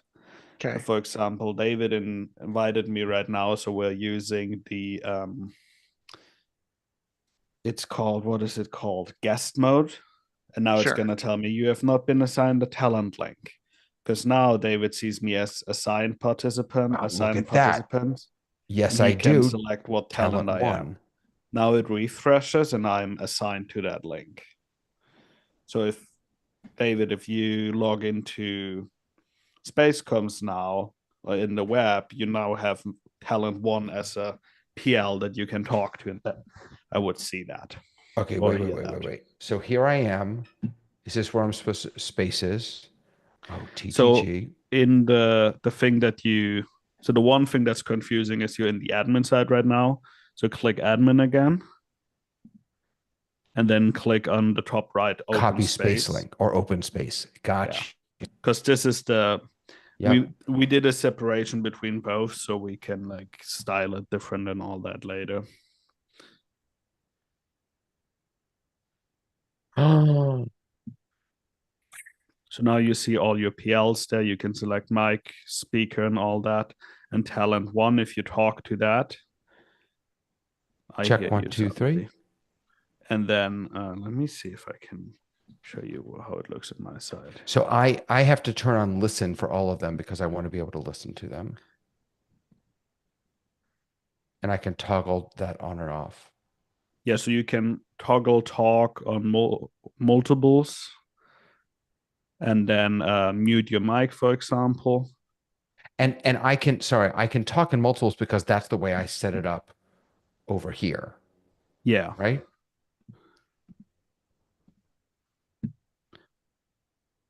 Wow. See if I can show you what I'm seeing. So can you I mean, I know you can hear me through the Zoom meeting, but can you also hear me through Is it working now? Yeah, I hear you twice. Wait, can you? Oh, but you can't talk But to me because you're ha- talent. how do you mute on Zoom and still talk on the back end? Yeah, it's a separate audio source, separate Yeah. audio system. So so for example, right now I'm going to mute in Zoom. Wait a second. Yeah, I'll go ahead and mute in Zoom. Yep. And And now he's I'm saying now still he's talking to talking. him. Yep. And what you will see here, it will always tell. One of the things we did is we wanted to make sure that people know who are talking to them. So it's going to say the name of whoever talked to them last here, just so like it's not an ominous voice. You can change the volume here or you can disconnect. Okay, and can But you assign that's- this audio to a different path so that it's a different speaker set than you've got in Zoom, so you can direct it somewhere else? So that is a little difficult. I thought you were going to say that because, of course, you're running in web, so you're in the control of the whatever the web's going to allow you to do, aren't you? So within Zoom, within the normal client that David has, you can select mic and speaker. At this point in time on macOS, the Zoom app audio comes out the same speaker than Zoom. On Windows, it's the Windows default speaker, even if Zoom is on another one. We are looking at things, but like you might be able to imagine Yeah, but that's fine. That and is all that. that's the operating system's overriding what your options are, isn't it? It's not your being limited. It's the operating systems that are limiting it. Yeah. But again, it's still in Windows. You've got the chance because you've got the system sound, Yep. and then you've got the Zoom sound. You can separate those, send them in different directions, so you could have them on a different headset or a different speaker, etc., etc. So Can I ask that's a quick question? very neat. Yes. Jonas, your interface as talent is using a Zoom app just in this meeting, correct? Yeah. And so, okay. Whereas mine is on the web, and that's Yeah, because I'm the realized host. that just to backtrack a second, a Zoom app is just a web page. Right. Yeah. But he's using the Zoom APIs to authorize the user and get the user data. But Right, the actual interface itself is still a web page. No, that I understand. But a Zoom app, you open it from within Zoom, from within the meeting, Yes. as opposed to what I had to do is I had to go outside of the meeting, go to the SpaceCom's website, launch the interface. And Jonas, that's because I'm the host, as it were. So there's one confusing thing right now is the host of the meeting is the person using the Zoom app to assign the talents. The reason for that is I don't want the talent to think or do anything. All they need to do is say, okay, accept, and they are in. As production members, what you then do is you use the SpaceCom's web client. We are working on other clients. And then anyone on that web client can talk to any talent on Zoom. And the reason for that is that, for example, your TD or an A1, most of the time they don't want to be in Zoom. They're going to have their multi-viewers, their controls, and all that. And that way they can still talk to the talent. Have you checked that the app works in Zoom events via Backstage? I can't think of a reason why it shouldn't. I can't think of a reason either. No. Zoom event, like, let me put it this way. I enabled all the checkboxes within my enablement. If it doesn't work, let me know, and I'm sure I know someone who can make sure it does work in there. But I got a feeling Ray's already starting to get ahead of me before in this race to get it to work. But I'm my sure other one or question both of us will test it. Is it also possible to talk between the main room and the breakout rooms? So the only limitation is that you need to assign it to them in the main room, and then you would move them, and the Zoom app keeps it context. And the only way to talk right now is to use the website, because we don't get access to the microphone within a Zoom app. Yeah. The No, the only that's way better. for the sorry, I'm a little slow here. So I just create. So I have a show every Thursday night. I have 3 or 4 people on it. I'd love to have back end comms to them. Would best practice be for me to set them up as I've done here as a member, or so that we can have bi-directional communication, or would best practice be for me to put them in as a talent link? It depends how much you want to put on them. Like, if they're talent, even if they're technical, but if they're talent, most of the time, you can just set them up as talents, and you can tell them, hey, if that's all right, just nod, or like the old Gotcha. tap your pen 3 times if that's all right with you. Oh, and on this plan, you only get 2 members. Yes. Gotcha. Gotcha. All right, so I'm going to add all of these people as talent links. Wow. This is very cool. Right now, how do I pay you? How do we pay you for this kind of stuff? Let's go up to account. Add additional. I don't really need to add additional members, but yeah, you don't need to. There is a discount code right now called pre-30 for 30% off. That being said, one of the things that was really important to me is we want this to be fitting with business models, and like it's kind of gamble from us, because like our whole industry needs to do well for us to do well. But that, like, I love the incentive of that for our team. So you can like get, for example, you have a daily show, you get 10 members for that yearly. We're still working out if we can give a bigger discount on yearly than that. Then you can do monthly on top of that if you want. And then if you only need a couple more license ones, you can also add some weekly ones. Those will be, we support as many subscriptions as you want. So you can just cancel and renew them as you need. That was, I don't know if you ever ran into the issue with Zoom, where you have a yearly account and then you want to add an additional Zoom room for a month. And you're like, oh my gosh, really? And like, I need to like call them almost. It feels like I need to call them every time. And they're like, no, it doesn't work. And that was important for us, that you can do it in space comms, because like maybe this is what the one big show. It's around $8 per user per month, or $4 per user per week. And you can, yeah. We're trying to figure out how we're going to charge for talent. It's probably going to be a half user or something, but we just want to like keep it simple. so I think I just messed it up.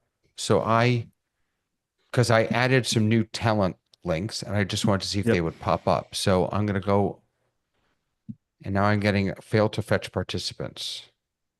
Yeah. So close the app. Okay. And that is the other weird thing. You didn't actually close the app. Exit the app. It's so confusing. Okay, open that app again. I see it. All right, so now I reopened it. Okay, I got you.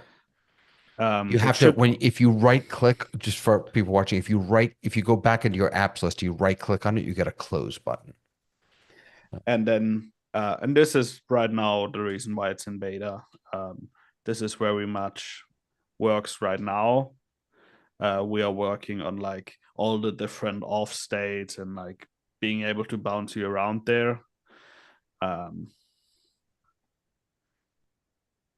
So now it tells me I'm no longer invited. You can invite whoever. And the cool thing is this is using guest mode.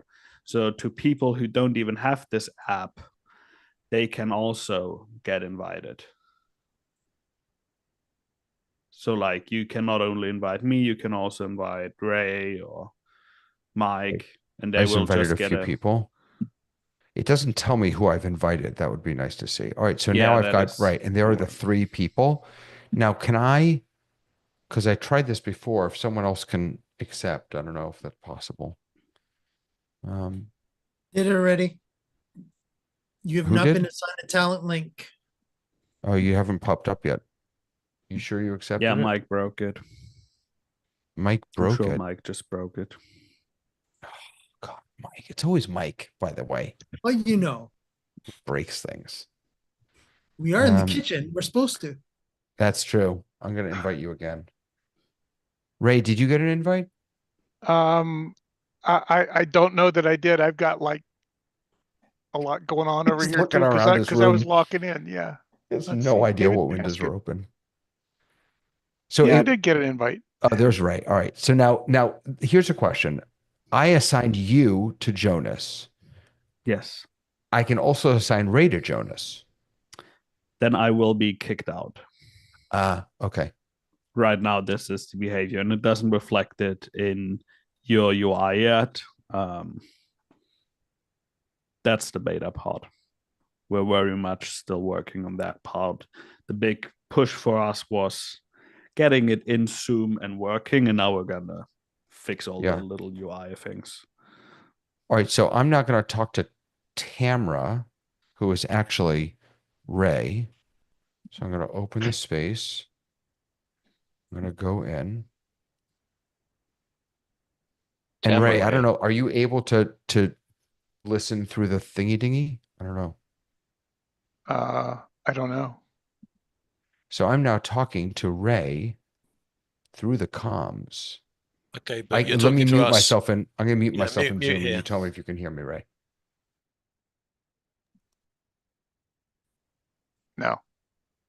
What device are you on, Ray? Are you on my Windows? I'm on Windows.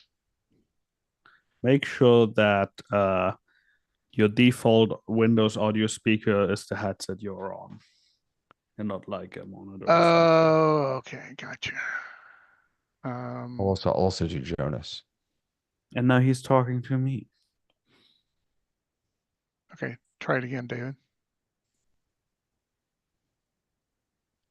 I want someone to talk to me. Well, you're But not giving because I permission, haven't are set you? up members, they can't. Are you hearing him now, Ray? I am now. Is he still talking on Zoom? Or no, I'm not. And it may have to do because I'm working with voice meter as well, so I've got multiple routes. The good news about this is that for people who are basic, unlike us, this will work brilliantly because they don't have all this crazy audio. That has routing been that one we of have. the most frustrating things with this whole experience. It's like, it doesn't work on my machine. I'm like, yes, but not everyone has like 5 different loopback setups and like, right. But yeah. And It tying is- this Wow. meeting, tying this meeting back to the start, this allows you to have talks with that AI companion knowing, because it can't listen to you. Yeah, you can whisper. It's actually one of the use cases that was brought up to us is legal proceedings within Zoom, because normally you're allowed to whisper to your client. In Zoom, you can't. With Space Comms, you can, once again, whisper to your client without the judge or the opposition hear you. Or just the whispering to talent. Oh my goodness. It's so useful, especially as it won't be dependent on whether they're muted or unmuted. Right. But wait a second. But what Jonas is saying, that's fascinating, is that lawyers can use this to bypass the rules of court to talk to their clients? No. Well, no, because normally the prosecutor can talk to his client, the defendant, right at the table and go, look, right. Fold your so now hands it and bow allows, your head down, or I'm well, sorry. no one else can see that. But if everyone is remote, he can't really do that. Gotcha. Here. Yeah. This is fantastic, Jonas. This is Glad you're liking it. very cool. I'm going to use it this Thursday night on our show. I'm going to set up talent for all the the people on the show, and we'll play around with it. Thank you so much. No worries. And if you need more accounts to test, just send me a message and we can figure something out. I love it. Love it, love it, love it. Oh my goodness. Ray, thank you for pointing that out, that he had a big release. But was there a release for Playout B also, or was this the big thing? Yes, Playout B also had a release 2.1, which adds a whole bunch of let me pull up my notes real quick. It has been a long day, and you would expect me to remember, right? It's there's now hotkeys to stop, play, toggle pause, navigate. You can set the background. There's default actions on import. So now if you want to do a 24/7 live stream or digital signage, you can set the default import action to play next. So then you just point it to Dropbox, and then it just keeps rolling through the whole list. And you can do a 24/7 live stream that way. An option to open it on the second screen. So if you bring a laptop to your event and plug in the projector and you start Playout B, it will try to open it on the non-primary screen, which is surprisingly hard. You see the name of the assets now in the list, and there's a media manager mode now that allows you to give it to your intern and your client to add media, sort media, in and out points. And the great thing is they cannot mess anything live up. Playout B for a long time, like one of the biggest mottos of it is setting our customers up for success. So like there's a lot of things that I get fought on. It's like, why don't you just add like an easy way to scrub in the file? I'm like, because I haven't yet figured out how to give that to you without you accidentally clicking it in your playout and like screwing your whole playout up. So there's a lot of safeguards within Playout B. So now we're adding more safeguards for specific roles. So the long-term goal is to give more control to the actual playout operator. Yeah. And then for anyone that has bought it within the last 12 months, they can get it for free. And anyone that has bought it before that, they get a 40% discount for upgrading instead of the 30% Black Friday discount by going to updates.playoutb.com. Nice. Jonas, just for our sake, I just wanted to remind everybody too, and correct me if I'm wrong, you already have a companion plugin for PlayOP. Yeah, so there's a companion plugin, and then it has an HTTP API for developers that has basically everything you would ever want. It's more extensive than companion, from like play, pause to I want the output window to be starting at this exact pixel and be this big and this wide. I have a customer in Canada that uses that for their LED wall processor, which is confusing to me, but they could make it work with the API better than anything else. I'm like, okay. And then there's a TCP API, which is basically like the Hyperdeck API, but without responding. That is for QSys and similar systems. So we had one customer that did an install in a governmental place. So all they need to do is like loop different things. And they can just send TCP commands. There's also the Hyperdeck API. And then if people really want to get crazy, we don't hide our WebSocket API, but that is a quick conversation about what you're trying to do. And hey, don't do these things, because that is a little more internal than the other ones. But overall, everything is possible. Hey, Jonas. Yeah. I just realized a problem. So all third-party integrations of Zoom, including ISO and Ecamm for Zoom, do not have access to the App Store, to Zoom apps. Mm-hmm. If you join ZoomISO, a meeting with ZoomISO or Ecamm for Zoom, you can't even access Zoom apps. So the only way it would work for me if I add everyone as members, and then they don't need the Zoom app at all. That's certainly what a possibility. You can also, if you click in the talent, there's also a link you can give them that they can just open in Chrome. I've heard there's this thing called Microsoft Teams or something that like they send you in when you've been not nice to people. That's how you could use it for that. Yeah, I think it's called Microsoft Screams.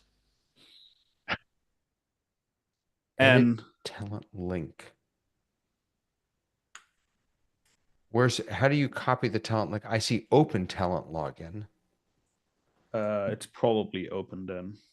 So what that does is that brings me here. So you basically just, Yeah, and then it's, if you now hit enter, that Then I brings you can- to the same interface. right. So now you're connected as me. But This is so- what John said earlier. This is basically our Zoom app correct. as a website without the Zoom integration.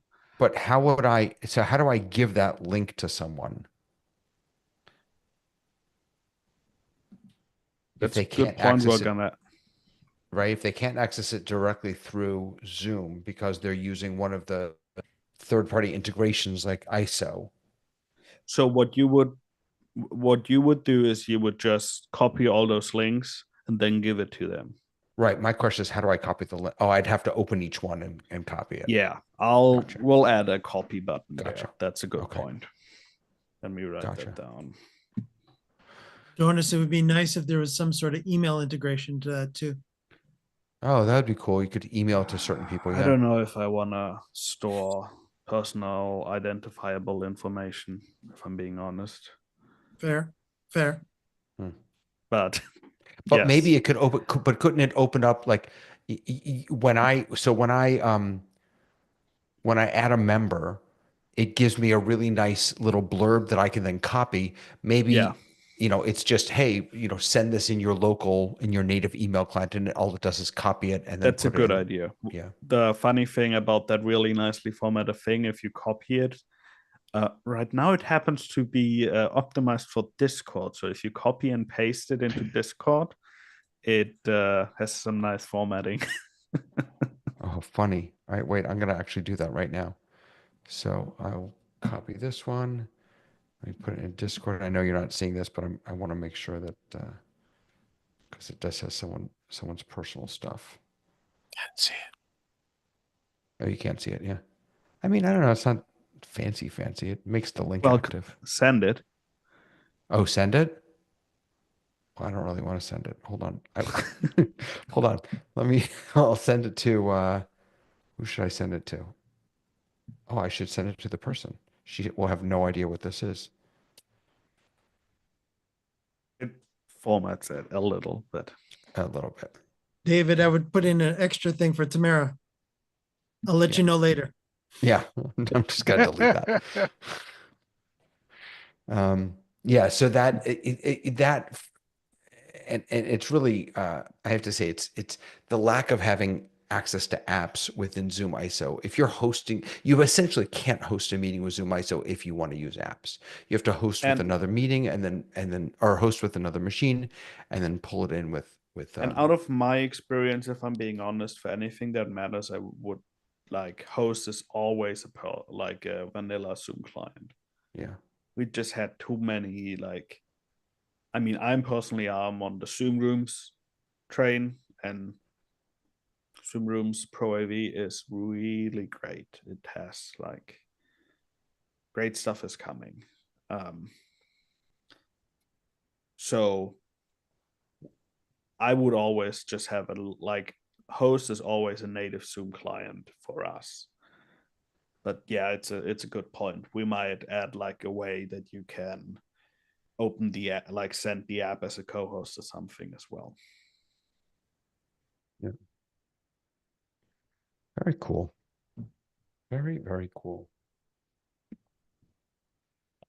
Anything else? What else is going on, folks? Any other thoughts, questions, deep insights, funny jokes? Because as John said, We are a funny bunch.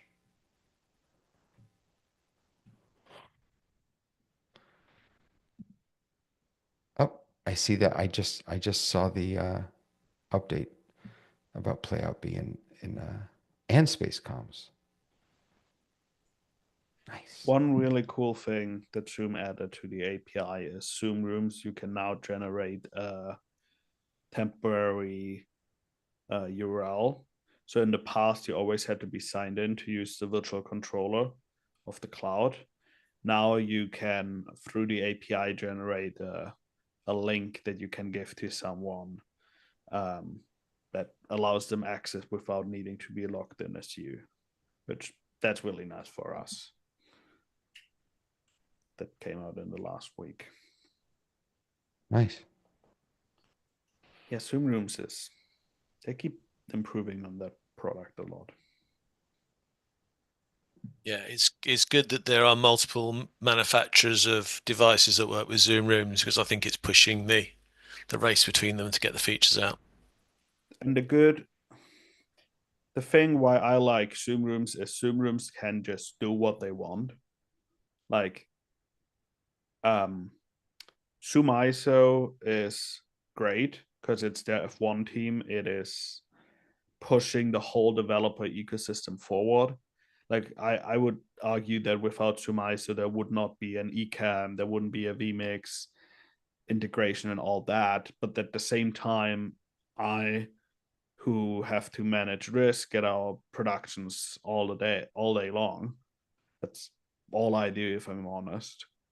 I wouldn't bet my horses on it because they have to go like ZoomISO really is a third-party client that happens to be developed by Zoom. Zoom Rooms is a first-party client that can just do things like, oh yeah, sure, we'll add that. We can do that. That has always been my, that's why I always liked Zoom Rooms more. I will say, and I only have experience using the eCam implementation, it's rock solid. I mean, this is the only, Zoom Test Case is the only meeting that I join from the native client. Everything else I join through eCam for Zoom. And that's a credit not only to eCam, but to Zoom's API, I guess, or SDK. I'm not sure which one is the appropriate term. But I mean, again, there are certain things that because Zoom chose not to include them, like apps, we can't access, but that's no one's fault. And that's not a weakness of the implementation. They've done a really solid job. And I think this is like kind of scraping close on like regulatory and like legal issues with apps, and like the process to get an app into the App Store is not simple. Like it's not simple at all. They actually like, and it's great. Like if I had a user who says that he wants to use a Zoom app, I would not be worried about them using like faulty Zoom app. The review that Zoom goes through, and like was fun for us to see the backend logs of like their engineers actually trying to like get into our stuff. It's impressive. It's frustrating because it takes a long time, but it's impressive. And like I think that's probably, hopefully someday you'll get apps and third-party clients as well. But yeah.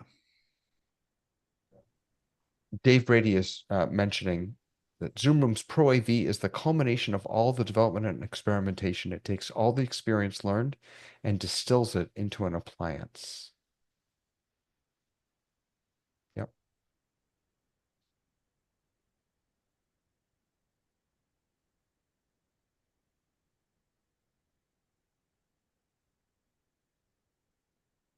Have we discussed everything and the meaning of life? Are we?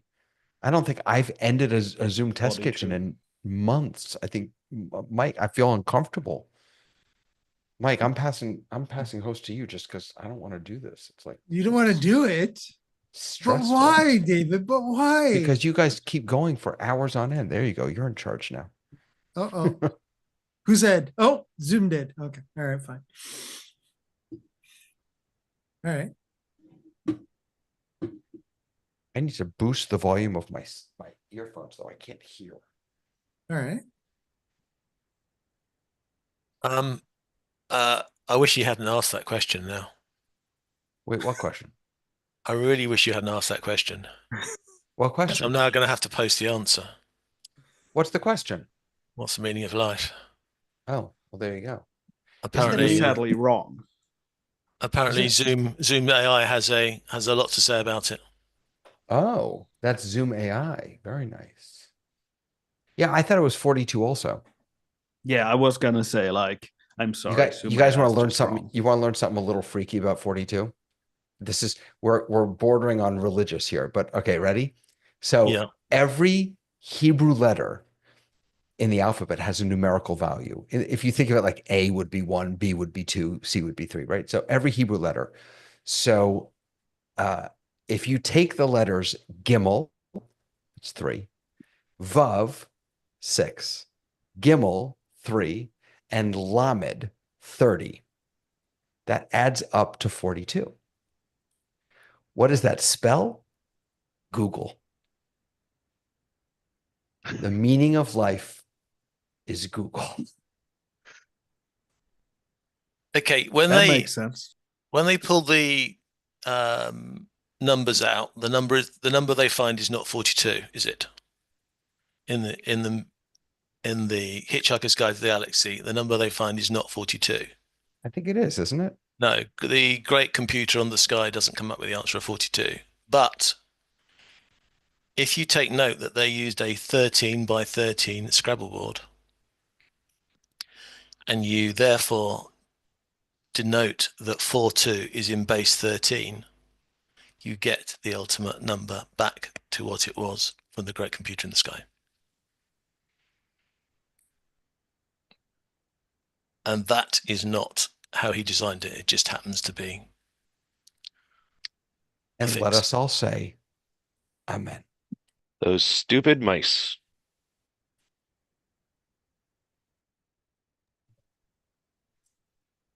It's really racist, though, asking all the white mice for the answer.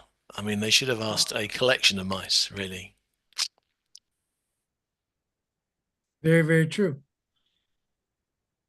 So, our YouTube audience, I asked this question in chat, but everybody's been very quiet about it. But I'll ask it again. Did anybody spend lots of money today because it's Good Friday? And if so, is it Zoom related? Let us know in chat. I've got a bed, so I can do my z's. Oh, wrong zzz. Yeah, so you can do your zzz properly at nighttime. I got that one. We know David already bought a MacBook Pro. Oh, and he yeah. might be playing- I only got it yesterday. I haven't even got it out the box yet. There it is. John's in the Mac. I got my mini. I want to see What if I what can. specs? How much Just the RAM? base one. I want to find out how much of Zoom I can run on the base model. Oh, I'm sure you can run all of it on there. So am I. I'm pretty confident, Frank. But yeah. So apart from adding a external drive, because Mac's very usefully making it easier now to use external drives for storage and other things. Yeah, I'm going to use a base Mac Mini, and I'm going to put all the Zoom stuff in it, and it's going to become my Mac Zoom appliance. Did I read that on the Mac Mini, the new one, the M4, you can upgrade the hard drive yourself? You can if you are very good with a soldering iron. It is a card. It is take-outable, so it's not soldered into the system. You can take it out, and then if you were able to unsolder the storage, the data chips, and swap them for something bigger, you can upgrade the storage. So I would expect that somebody will find a simpler and less scary way of doing that in the future. But yeah. So John, you're going to just doing this through the Thunderbolt port? Yeah. I understand that you can even boot off the drive if you want to, but the AI won't work. However, for what I'm doing, if it's going to be Zoom related, I've got my own AI already, haven't I? I don't need Apple's AI. I've got Zoom AI. So I don't think that will be an obstruction. So yes, I use the Mac Mini base model. I'm going to put all the lovely third-party, first-party stroke third-party Zoom apps and installations on there, and that will become my dedicated Zoom device. Then I suppose I gaffer tape it to the back of a screen, and I can then start saying I've got Zoom rooms, can't I? Right now, and Jonas, you'd have to help us on that. Right now, as far as I know, there is not a Mac client. For Zoom rooms? Oh yeah, there is. Oh, there is. Okay. It's So great. there you go. So you can just, you need an actual clean aperture. You can use a Decklink monitor. It's the cheapest one you can get, and then Zoom Pro AV will just let you output to that. I'm going to connect a third-party touchscreen to it, and going to have some fun making a Zoom device. Nice.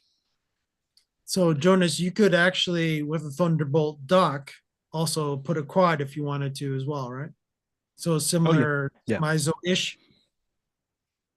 Yeah, I mean, you could. I think ZoomISO might be able to have more outputs in theory, but like you can just replace ZoomISO with Zoom Rooms Pro AV when it comes out. And if you bought the higher spec model, you get Thunderbolt 5, which would be even more useful if you're going to start adding lots of video sources onto it as well. So that could be a reason to buy the other one. Yeah, but definitely make sure that if you do, make sure you get a Thunderbolt 5 compatible dock, because it wouldn't make any sense to just get a lower 3 or 4 version.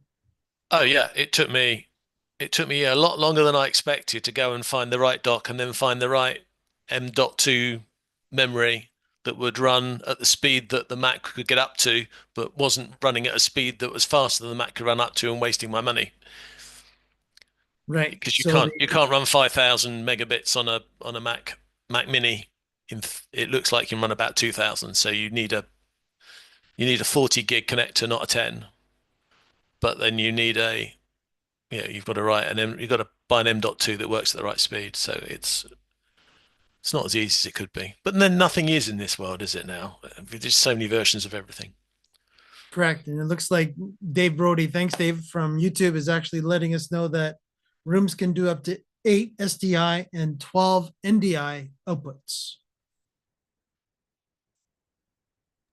That will be an interesting challenge for a base model Mac, won't it?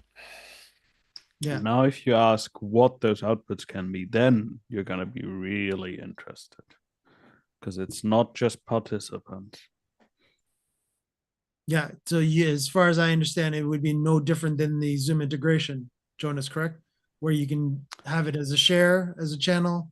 You could have the participant as a channel. Am I wrong? The greatest thing with Zoom rooms that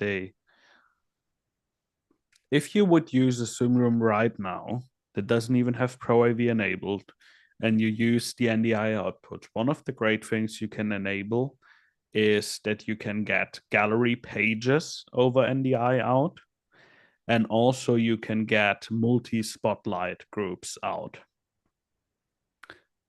That is really cool and really useful.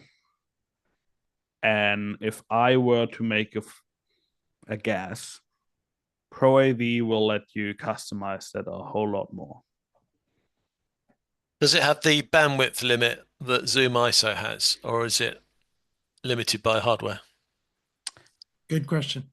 Right now, Zoom Rooms Pro AV, like any other device that doesn't have high bandwidth mode enabled, is limited by, I think it's 30 Mbits. I've heard of accounts that have high bandwidth mode enabled for Zoom Rooms, though. I know of a singular one, though, so not that many. But the Pro AV is still beta, Jonas, or released? Yeah. No, still beta, right? Right now it's beta. Yeah, right now it is beta. closed beta, you would need to reach out to your account manager for that. Right.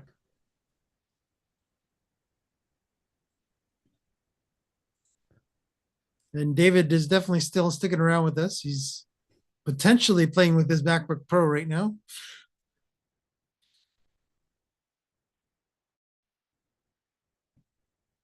I do have to jump off because it's 50 minutes left till Black Friday is over, and I haven't bought enough stuff yet. So, See, Jonas has got the right idea. I'm staying Take here for that advantage of it. reason. Yeah. You know, Oh, it's got 10 o'clock, so I've saved myself €3,000 by not buying a product that I don't really need till next year, so that's good. there you go. See, we're already saving money. Sounding good. Sounding good.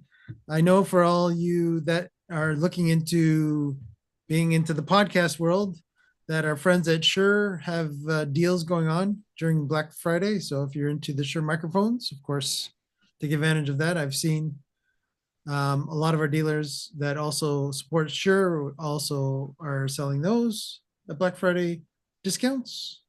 Elgato has some crazy discounts. The Elgato, yeah, the Stream Decks I saw also have Black Friday. So David needs to add to his collection. So definitely hurry up, David. You've got 7 hours, David. East Coast time. Too many Stream Decks. Didn't we already? It's not a concisus, or what is that word? That David never has enough Stream Decks. But do you have Oh, here it comes. this one? There it is. Now you're just showing off. That's a thing of beauty right there. And You know Jonas, what you it's love it, really is the great question. with? There you go. You know what it's really great with? The top row is all the talks, the bottom row is all the listens, and Space comes as a companion plugin that works with it. So it's really nice with that. Thanks, Jonas. I now have a reason to buy one now. Exactly. I had no reason before. Now I do. It's exactly right. You too can buy one in the next 7 hours, David. Okay. All right. Great. Is that one on I'll, special too, Jonas? Just curious. I have no idea. The funniest thing with that one is if you scroll down, it says like, hey, if you need more than 5, just reach out. We have like deals. Because I know some broadcasters that are going crazy with them. Yeah, I know a lot of production companies that actually will use those. I've seen them being used at front of house. I've seen them being used by the video guys and the audio guys. Again, when they're switching between, I've seen it in professional concerts where they will, because again, the actual Stream Deck itself can interface with the actual audio board.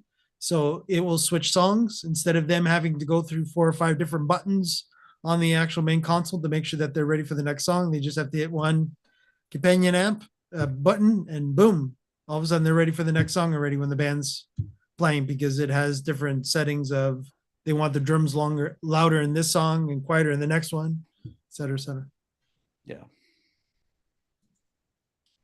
So I can imagine that the rack mount is probably getting there's going to be potentially a lot of the desk mounts that might be up for sale if a lot of the rack mounts are getting bought. I think it's going to be interesting when BitFocus buttons comes out more. Right. Now, is that so? Again, for everybody, just so that everybody on YouTube knows, Jonas, the difference between the two quickly.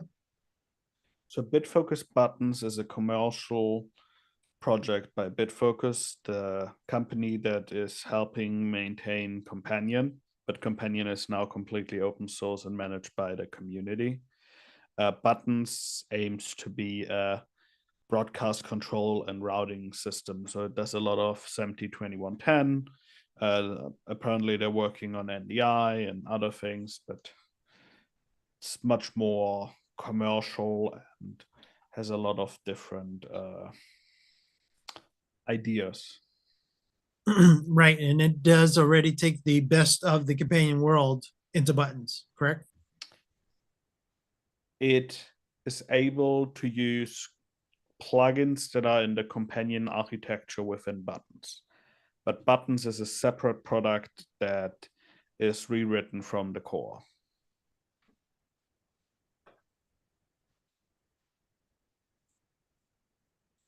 So how many studio ones are you getting, John? Well, I was going to segue to its competitor. Uh-oh. Because I do notice that Central Control also has some good discounts for the moment. Central Control also works with a Stream Deck. Yeah. And It's it's not always with the good when Stream you Deck have at Plus least two probably. manufacturers producing in an area, because it again, the competition pushes them both on, aspires them both to get better and better products. Absolutely. And there's actually a third, but I won't mention that one right now. But of course, Jonas knows about the infamous blue pill. And yes, I'm not talking about that blue pill. I'm talking about the blue pill. Yes. Say again, Jonas? How much has Universe Control been discussed in here? Universe Control amongst us, not very much. Because we should probably be talking more about it, but go ahead. Yeah, because they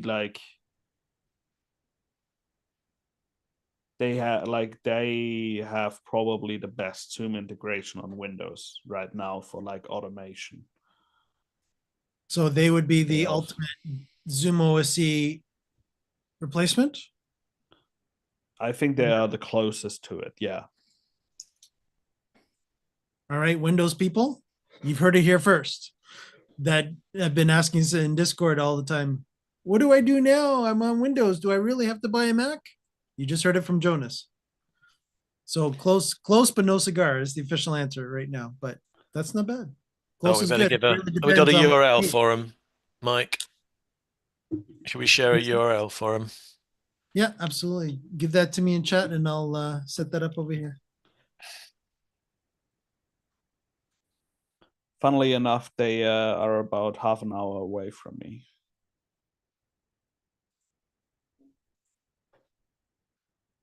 That being said, I will give you an update when we get some updates for SpaceComs and especially the Zoom integration. But you know how to reach me. Otherwise, I'm on Discord, and yeah, always good to chat. So don't forget to check out Jonas's Discord channels, and of course, Jonas is also in our Zoom Test Kitchen our Discord channel, as well as, of course, office hours. And of course, you got to go because you got to probably deal with all the sales that you had today too. Just a little bit. That's good. That's good. Yeah. Well, I'll see you on the next one. Thanks, Jonas.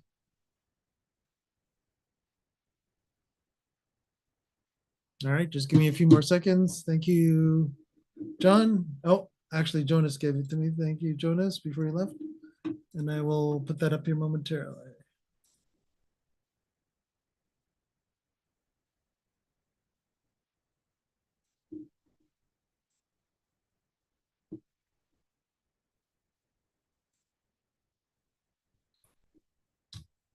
So nice, David, that you've stayed long with us today.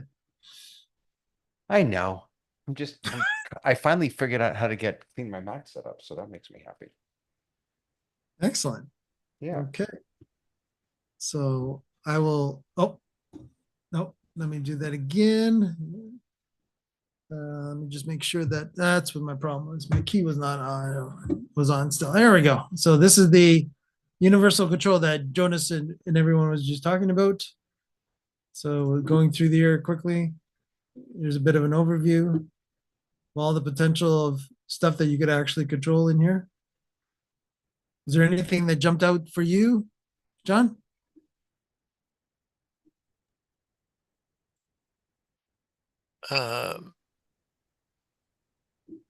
Not exactly, but I think in the Windows world, it's going to be a product we're going to have to keep our eye on as well, yeah. You see what annoys me is if people using the API of good old Zoom properly, then and the SDK properly, then ZoomOSC and ZoomISO wouldn't be needed. They're interim products, and they don't really need to be used if the people are able to code at the level to talk directly. But I don't think that's going to happen for some time, and therefore tools like this are jolly useful. Yeah. So I'll just give you a couple of the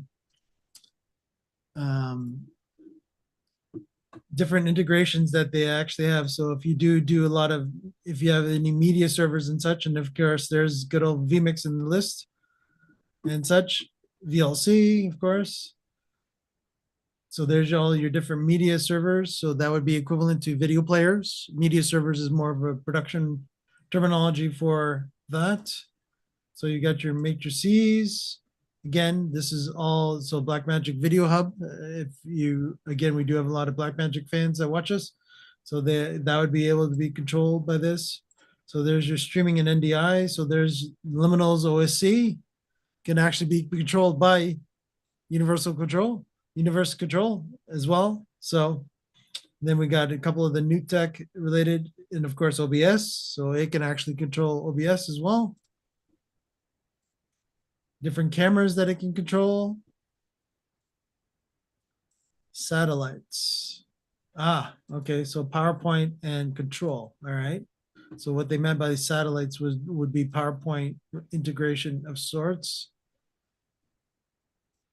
Let's see if there's a good list. So there's the good old ATEM in the list, HyperDex, all kinds of different projectors and video switchers, and some different other video processors that go back a bit in the day. And of course, if you want to be able to control your DMX lighting, Universal Control can do that through here. Displays, so this would be based on the different protocols of the displays that they actually have. Projector list. Okay, interesting. I'm just going to make a quick note for myself. Give me a sec here.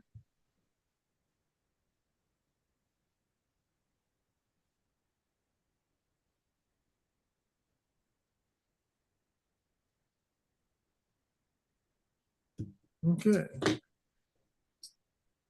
All right, services. Let's take a quick look there. So, okay, so Bluetooth, Wake on LAN, ping. Okay, so it offers different stuff like that. The audio mixer list is, yeah, so there's popular Behringer X32, Allen and Heath models that are popular now. There's the Shure wireless microphones related stuff. And some of the other Yamaha infamous stuff.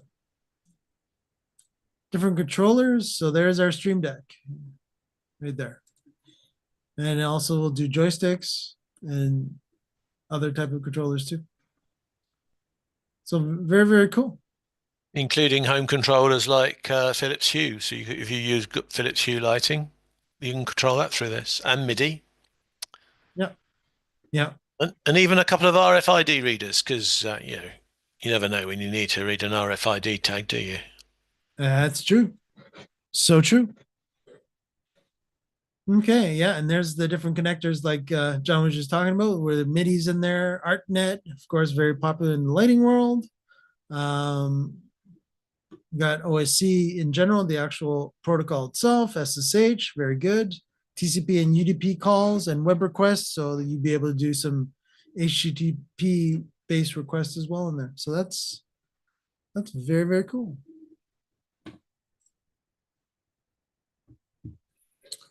So are we doing last minute Black Friday shopping? Let me see what we're talking about in chat. I think that's the best thing to do. I think I'd be quite happy to close the show and say, guys, you got 90 minutes in the UK to place your orders, a little bit more across the rest of the US. Yeah, and actually David from YouTube has actually mentioned to us, he says, MIDI and Vezer on sale too. I'm not actually familiar with MIDI and Vezer. John? No, I only know MIDI is a protocol. Yeah, they caught me out there. Yeah, he spelt it a little differently. So David, you're you've definitely intrigued us, so I'm going to look this up. Let's see what we got here.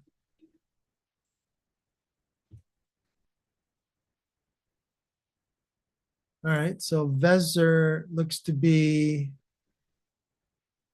oh, there we go. Okay, yeah, so again, looks very, very similar to universe control.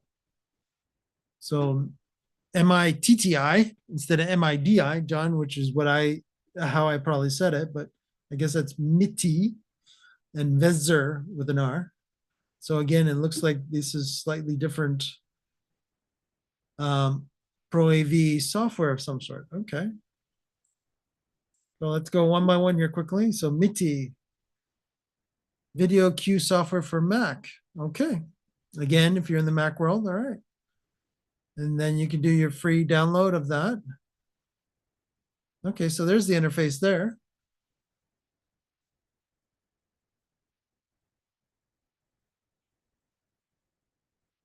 Okay, yeah. And even from an ATEM switcher. Okay, so it's got that as well.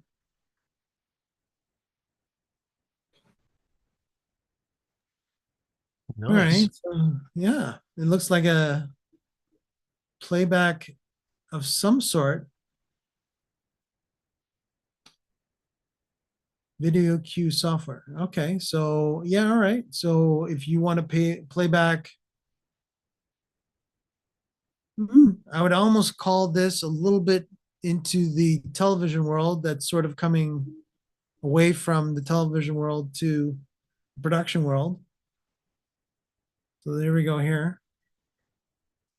So you've got your main title, break, then Christina's intro, then Christina talking about a pet doctor, then Frank's intro. Okay. All right. So it will allow you to start, got a countdown, start an actual length of the actual clip information. Very, very cool. Very, very cool. Good find, David. Oh, and Jonas is letting us know in YouTube as well. He says, yeah, forgot to post that one. Thanks, Jonas. Yeah.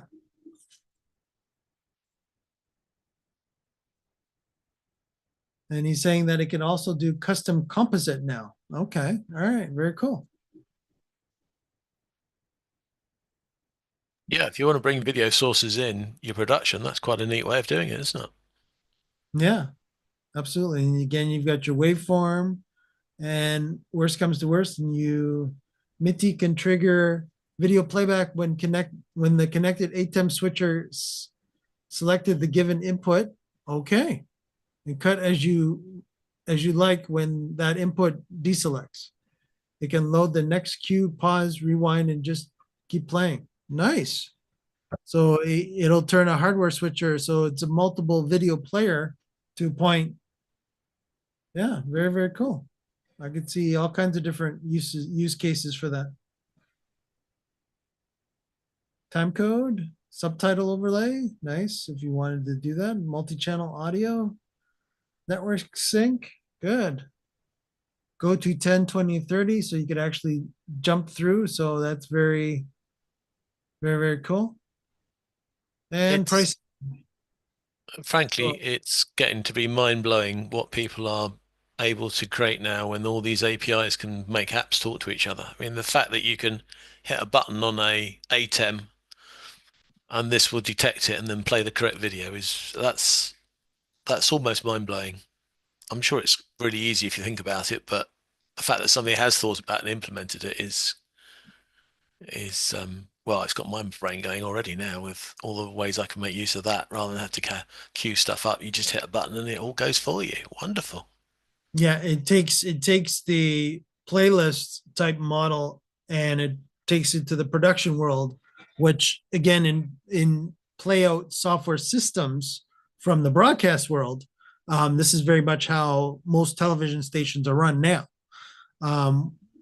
So it's majority of the time they are just using playback software systems, but this looks like where they brought a lot of that world into this world for production, for the production world. Yeah. So that's, Well, the Zoom, in the Zoom events world, you're now tending to have much more of a mix of live content and pre-recorded content, especially if you can't get the speaker to turn up on the night you need, so you pre-record them. That's quite a nightmare. I mean, even in nice products like vMix, which I use, I've still got to get all the buttons and have all the video sources all set up and all ready, and I have to go and hit the buttons when they're needed. I can understand why people are using the these switches with the line of all the numbers just to play all the videos, because the whole problem is getting the right thing out at the right time. And then this product comes along and says, "Oh, don't worry, because if you give me the playlist order, I'll just do it all for you without you worrying about it. You can just hit play, and I'll play the thing that's supposed to be played." yeah, exactly.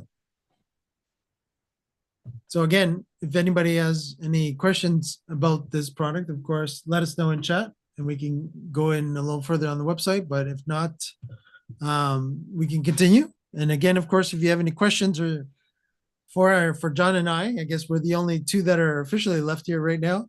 Do let us know in YouTube chat, and we will do our best to answer that before we let you go for this week and go back And to spend your spending money.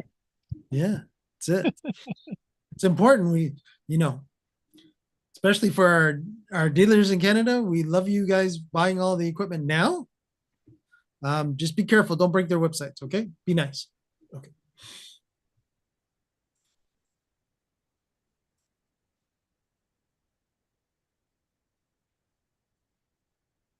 All right.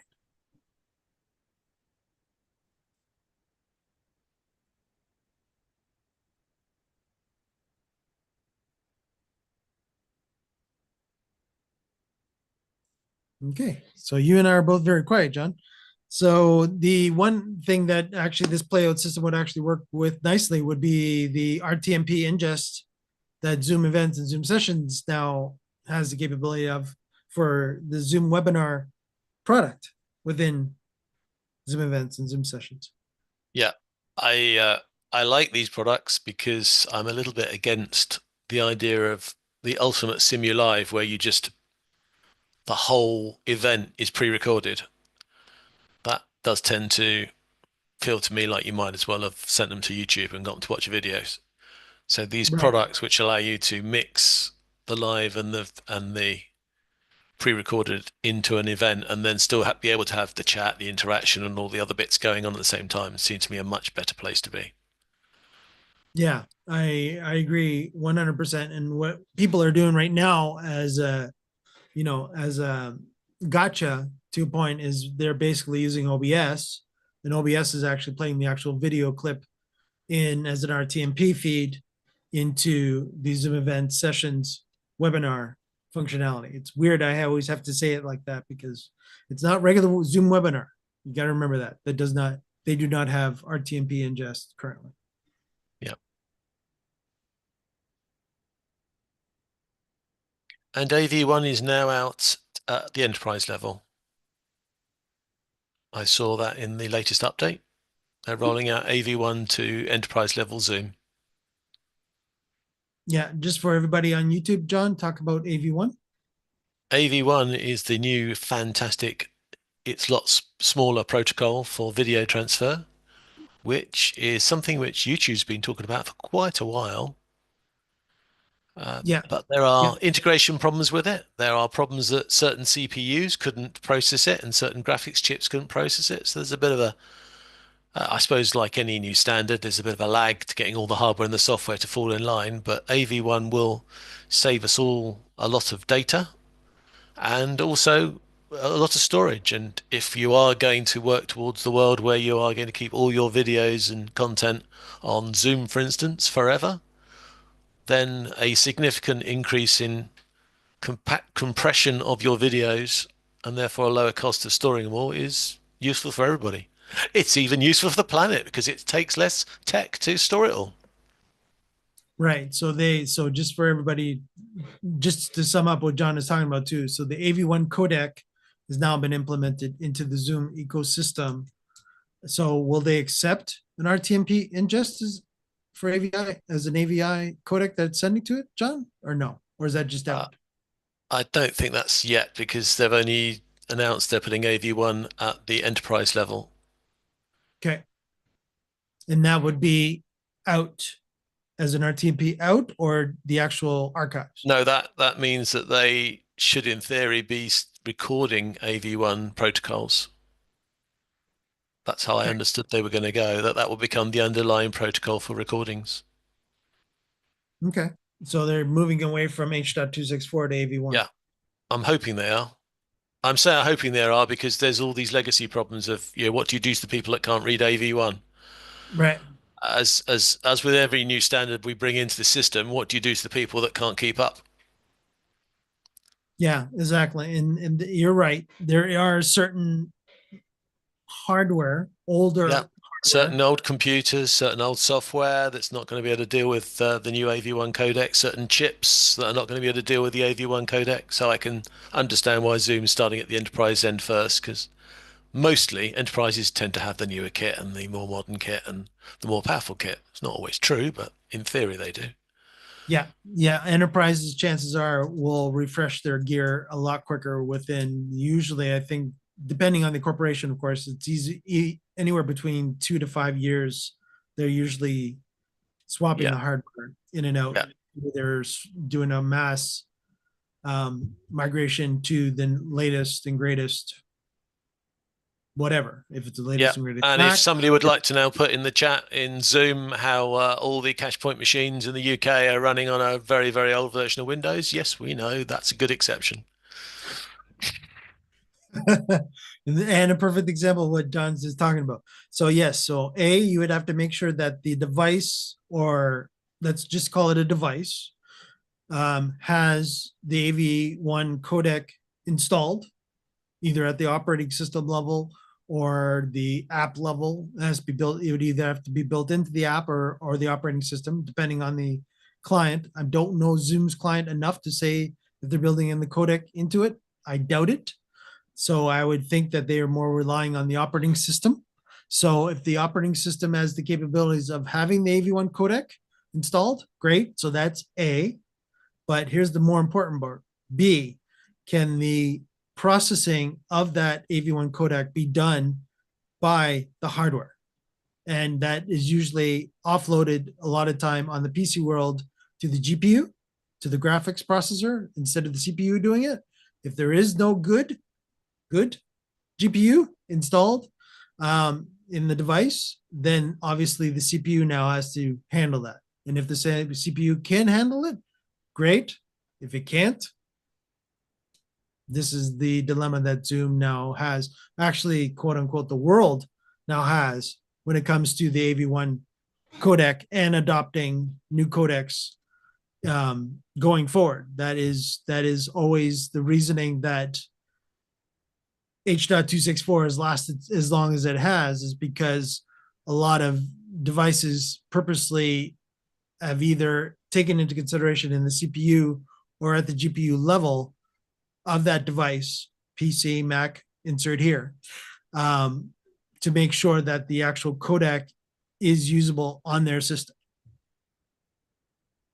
I just do a quick look up. You can get 30 to 50% better compression with the AV1 codec.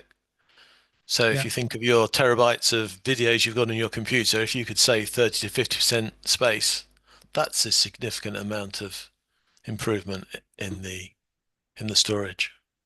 Especially if you're asking for the individual recordings per user. Did I do that right? Per panelist, per, what is that term? So again, you could John, by default, you could ask this, right? I'm trying to remember if this is not just a ZoomISO thing. You could actually ask that for in the recordings, correct? Where you could actually have it divided out per person. Zoom, no, you can do the audio per person. Oh, okay. I'm trying to remember if the actual video, you could actually get the video per each person too. No. Okay. That's Zoom are not going to give you the choice of this AV1. Apparently, it's all happening in the background. It's all going to be done by the systems in the background, so you won't have to even worry about this. Right. But the Right. reason we do mention it, of course, is you don't have to worry about it, but it will make a difference in storage, and therefore that will make things easier. It will reduce costs of storage, because if you are going to store these videos, not on your local drive, which you're going to save some space, but if you're going to store it online somewhere, obviously your costs are going to go down if you've got less space to use for that, which again is an improvement. Yeah. And on top of that too, Zoom is going to love it too, especially for their Zoom storage of the recordings. Yeah, which is, when YouTube, and I think it was the beginning of this year that YouTube started using AV1. They're doing it because it's a faster standard, so it's quicker. It uses less bandwidth. They use less storage to hold it, so it's in their interest to use it as much as showing off to all their users that they're keeping up to the latest technology. It's saving them money as well, and any other video provider as well. If they support AV1, they're going to get better compression. Right. Exactly. And again, the quality of AV1, I've done testing already of the quality of AV1 at the, let's say, 720p or 1080p level at 30 frames a second. Again, I'm based in North America, so I'm sorry for the PAL people that are doing 25 and 50. But Johnny, that would be up to you to do your own testing on AV1. But I could tell you, it really, if it can handle, especially if you really get into the AV1 codec itself, you could really get really good color depth, meaning that the where H.264 is good, AV1 is just that much better. It's newer, but B, it also gets into the different bit composition. I've done some testing right now with AV1 using 10-bit. And if I've done a rip from, let's say, a Blu-ray or even a Blu-ray based product into an AV1 10-bit, storage is just a major difference. Yeah. And the quality is just there. And if you think all these standards don't mean anything to you, don't worry, they don't. Quite possibly they don't. But at the end of the day, as the cameras get better and your TVs and monitors get better, we need to get the technology to store those images in better and better quality, because we don't want to be spending, and I expect some of you are, spending lots of money on lovely new TVs of all the new flavors that are out there now. If the quality of the video being produced is still as it was 10, 15 years ago, you're going to think that you've been ripped off of the TV, because nothing will look good. That's right. And that's why we preach here very much on the Zoom Test Kitchen to make sure that your camera is really, really good. Yeah, but look at mine at the moment, where I've got a yellow light over there because that's a daylight bulb, and the other one's that's a warm color bulb, and the rest above me are a proper daylight bulbs. Or the cool light. Yeah, cool versus warm white. Yeah. Mm-hmm. Makes a difference. It makes a difference. And if you can really get the Kelvin of it dialed in too, absolutely. That really, especially in conjunction with your camera and the Kelvin, it really changes things even that much more.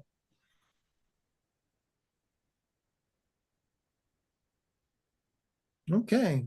How are we doing on there, YouTube? You guys are very, very quiet, but everybody still loving us on there, so that's great. Any further questions or stuff? I'll do my little questions and answer.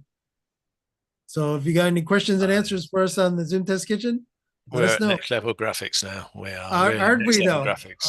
Aren't we? I'm trying, John. I'm trying. I'm trying. What can I tell you? That's a good old ATEM that just did that, by the way. So you too can do that too. That's thanks to John Barker and his H2R graphics related. I'm not actually running H2R graphics to be specific, but if you do go to H2R graphics website, this is the Stinger functionality that he offers for free that I've incorporated this. Cool.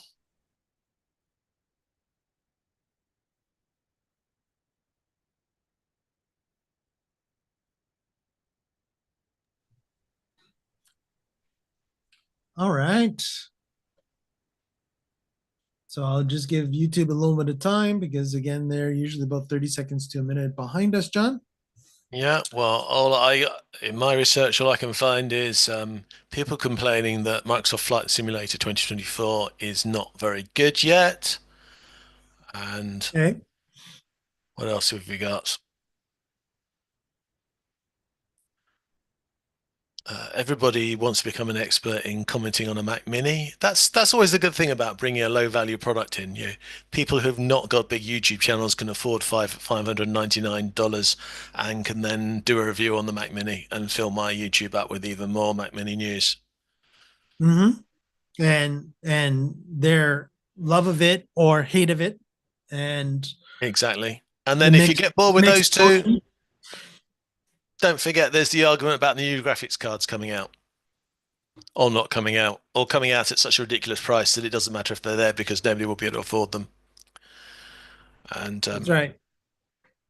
From the production side, we still don't know what we'll be able to do with them, which is what we want to know, isn't it? We want to know how many video sources can we run through the cards, and are the limits on the software that we use today going to be raised because these new graphics card will be able to produce more video sources or not.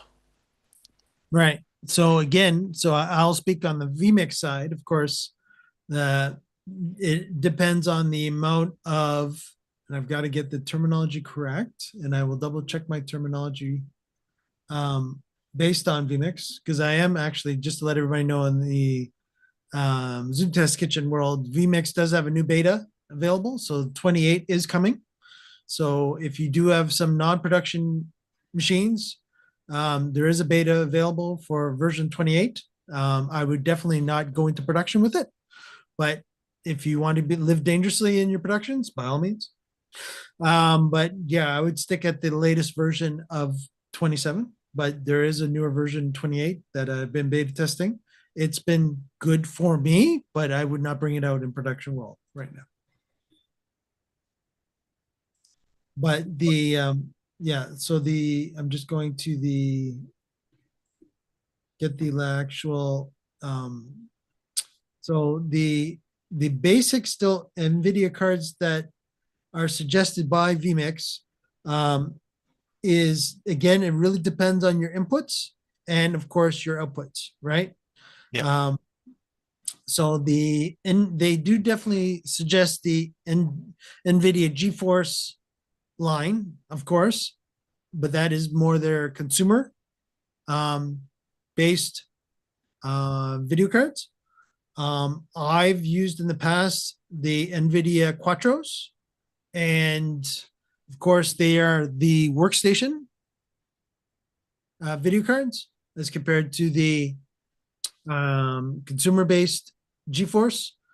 Usually it'll come out in a NVIDIA Quattro first, and then it will trickle down to the GeForce world eventually, for the most part. So that is just a little tip from me. I believe it's the IOPS that is coming to my mind. It depends on the amount of IOPS in the actual graphic cards. I'm trying to remember if I'm saying the right terminology or not. Let me just double check with NVIDIA. John, yeah, I am right. Yeah, it's IOPS, IOPS. So basically what that allows you to do is it will allow you to, the amount of so the higher end, so each card has different IOP ratings. And I would definitely check that out at NVIDIA's website prior to, let's say you have a lower, an older graphic card in your vMix machine currently and you want to upgrade. definitely check to see if you're actually upgrading to something that actually truly is more powerful, because you might not be, right? Because the IOPS in the GPU, just because it's a newer GPU graphic card, it might not necessarily have more IOPS just because it's newer. It might have the same amount, possibly even less. So be very, very careful. And that's for me, being in the vMix world for a long time, choosing the proper NVIDIA graphic card to go with your vMix. Yeah. Let me tell you why I think this whole conversation is really important.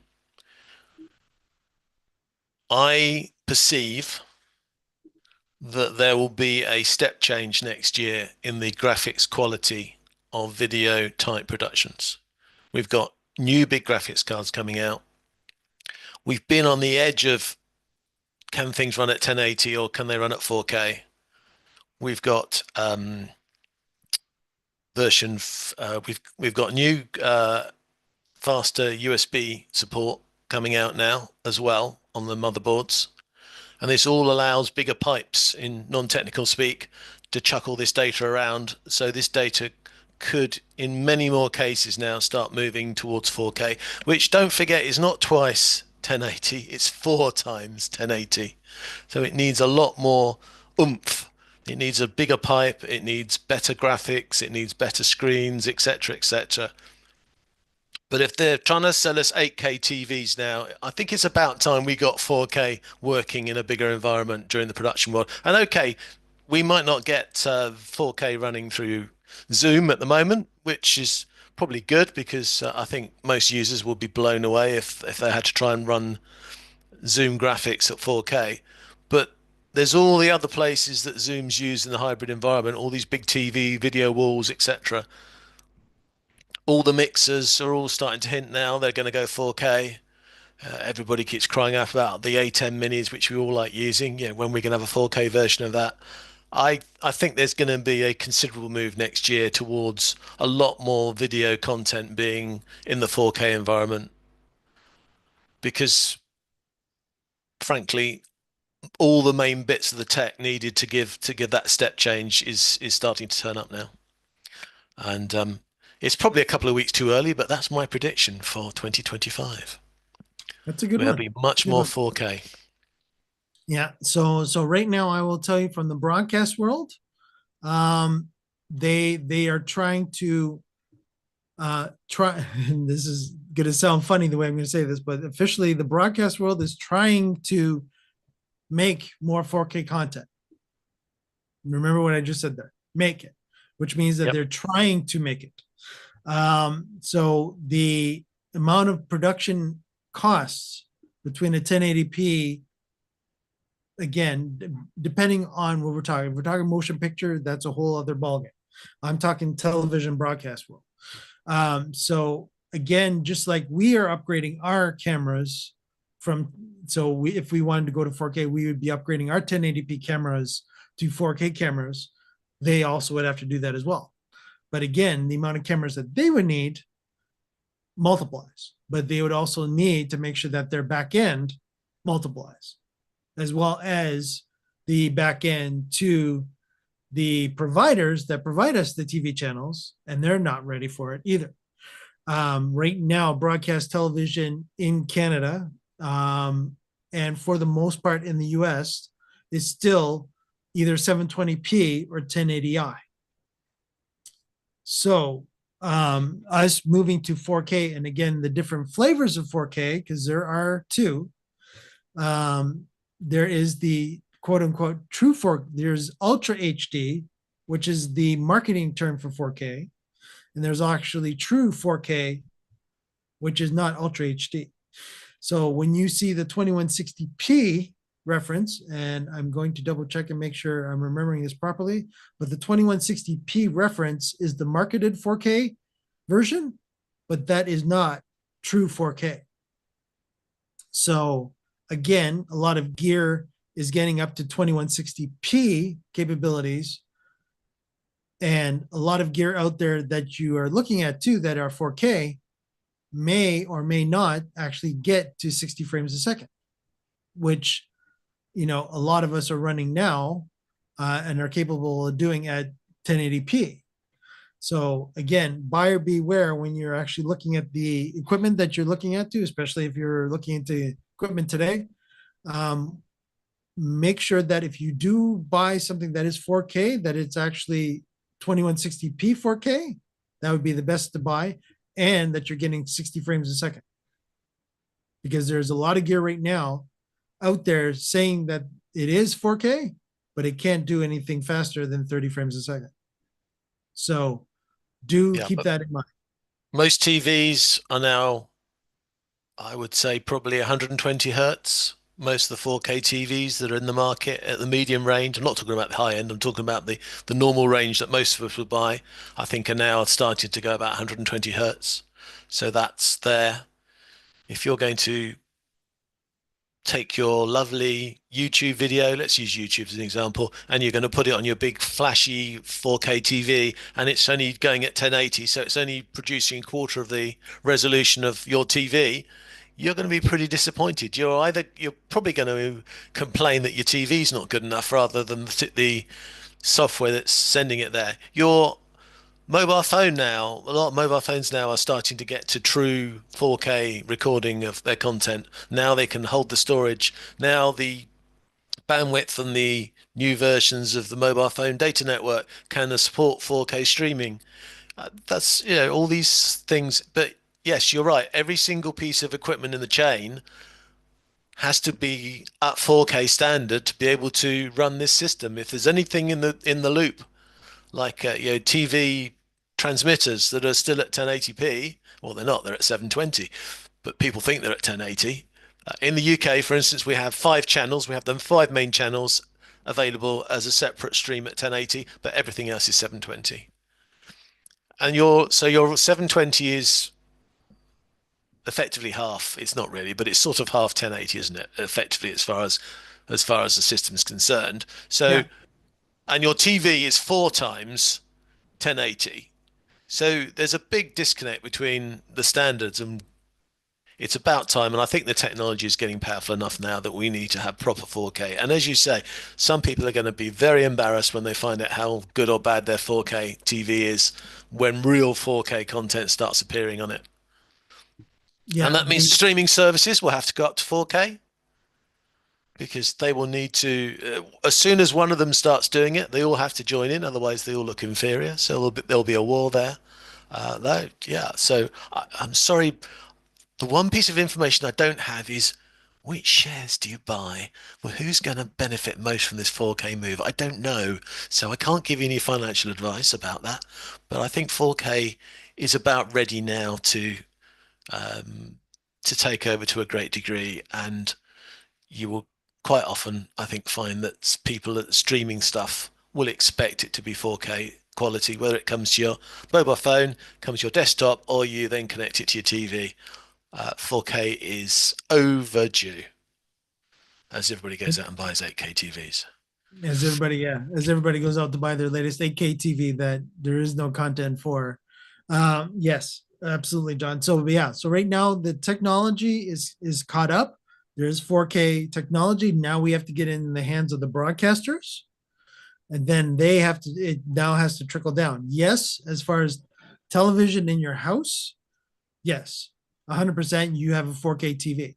Now, what the broadcasters are concerned about, and I've been in a lot of conferences over the last few weeks about this as well, is that they're also seeing a lot of people, because of the costs of these services, like John was mentioning, the Netflixes, the Primes, insert here, depending on your country, they are now getting concerned because people are leaving. Not that they don't want to watch 4K content, they do not want to pay now for 4K content. So this is now becoming the problem because of the fact that the Netflixes of the world, as an example, will charge you more for a 4K account versus a 1080p account. So people are going, well, and again, it depends on your usage of how much you're actually using Netflix for. So now it all becomes, due to all the different inflation and such, and your budgets and such. And it's so fragmented, isn't it? The market is so fragmented. I think on the UK, we just had another free streaming provider started advertising its services. So that's another provider that's going to fragment the market even more. And the more fragmented it is, then the more difficult it is for these streaming companies to justify the infrastructure costs to provide the higher quality. Right. And on top of that too, if they're showing you older in the free, a lot of the free channels are showing you, if you're lucky, 480p content that they put black bars on the side of, because a lot of the content was done in standard definition. Yeah. So some of our best BBC programs are 20, 30 years old, and they are a much lower resolution. Come on, AI. This is a job for you, isn't it? Upscaling. I thought it was. Yes. Yeah, I thought upscaling was special. And this is also another problem too, that televisions now are also throwing in the AI AI enhancement. And again, depending on the variation of your television that you have, you can AI enhance your 720p up to 4K 60, and mixed emotions is what the industry is calling on that. The broadcasters are annoyed, but they realize that they're behind the ball. But again, it all comes down to, on their end, costs. And as if you haven't heard in the news, a lot of, especially the news in North America specifically, a lot of the news companies are right now, more specifically, and a lot of the television, classic television channels are quote unquote hurting in the regards of, and they're letting employees go and such. I know this is quite happening in the States right now. There's a little bit in Canada as well, at the broadcaster level. And the technology that John was talking about, where you have your free content, that is officially got actually an acronym, believe it or not, in the broadcast world. That's called a FAST channel. FAST, FAST, free ad supported television. So the big wave right now is FAST channels. Why? Because there's content that has been lingering, as John was saying, for 20 or 30 years, sitting in the vault. Now they can actually now make money instead of it sitting in the vault, and now make a FAST channel, which is now a dedicated channel. Of an example would be, let me just think of one that might be more international. Of a FAST channel would be Vivo. Plex. So Vivo, not well. Plex has their own. Plex themselves as a company are now invested in FAST channels. So the channels that they offer you are FAST channels. So if you have trying to think, the old, I wish I had a list in front of me of a FAST channel that would be popular globally right now. Because again, if you have your Pluto TVs, if you have your Samsung TVs, again, if you have a Samsung TV that you're buying during Black Friday, of course, they will have a Samsung TV television app of content, because they want you to use their content in there. Those are 9 times out of 10, if they're not, they look like live channels, but they are actually what we call FAST channels. And again, the software we were talking about recently that David brought up, which was the MIDI based software, where you had the playback stuff, that easily could be used in the FAST world. Because again, you would just say content, ad, content, segment 1 of the show, commercial, segment 2, commercial, segment 3, next show, right? And then you keep going, and then you got your 24/7 television channel that is officially FAST, a FAST channel. Because again, the ad supported nature of it, that's where they can give it away for pretty much free to the Pluto TVs and such. So that's where they make their money.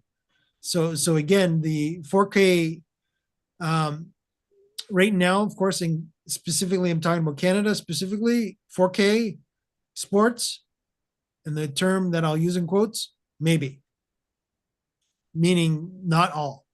Again, it depends on the source of where our popular sports channels are actually getting the 4K content from.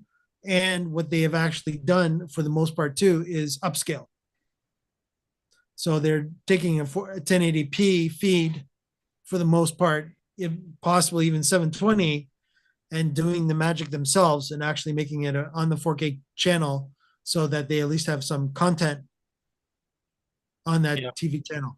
Yeah. So if you want to do something over Christmas, I would suggest you go around all the tech you have and you work out what works at 1080p properly.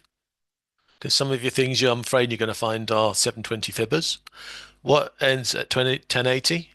Find out what you run at 4K and do an assessment of all your things. Because if you want to move to 4K, you've got to get all your infrastructure. And I'm certainly working in a hybrid world of events now. Although I don't like doing hybrid because I have to get off my bottom and go somewhere and all the travel costs. Whereas I can sit here and I can run 3 events in a day from my desk. I can only run 1 event remotely because of all the traveling and equipment times. But anyhow, that's another issue. Yep. Certainly, I'm finding in my hybrid world, okay, Zoom, I now got 1080, which is, that's a big move up now. So I have proper 1080 in my online world. But when I'm in the event, when I'm in the venue, and I just went to a venue last week. There were 65-inch screens when we were there 3 months ago. They were 85-inch screens when we went there this time. And I can tell you, and I'm sure you can believe me because you've probably been to a TV store and seen it. When you get to sizes like 85, 75, 85-inch TVs, if you put 1080p content on, oh, it looks bad. It looks really bad. You've got to have 4K cameras in the venue, and you've got to be producing 4K content in the venue. Otherwise, it looks bad. It really does. Have I said that enough? Yes, I think I have. It's okay to go 1080 when you go online, but you need 4K in the venue. And also, you probably want to make sure that if you've got cameras there, record the 4K somewhere, store it somewhere.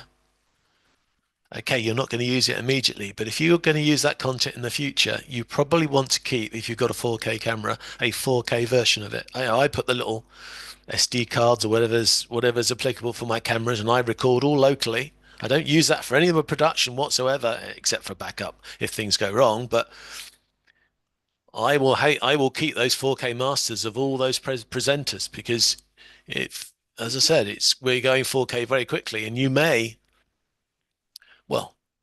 will look really silly if you have to put a master back onto a screen in 6 months' time or a year's time onto a big screen, and it's only 1080p. It looks bad. Yeah. And again, this is the problem that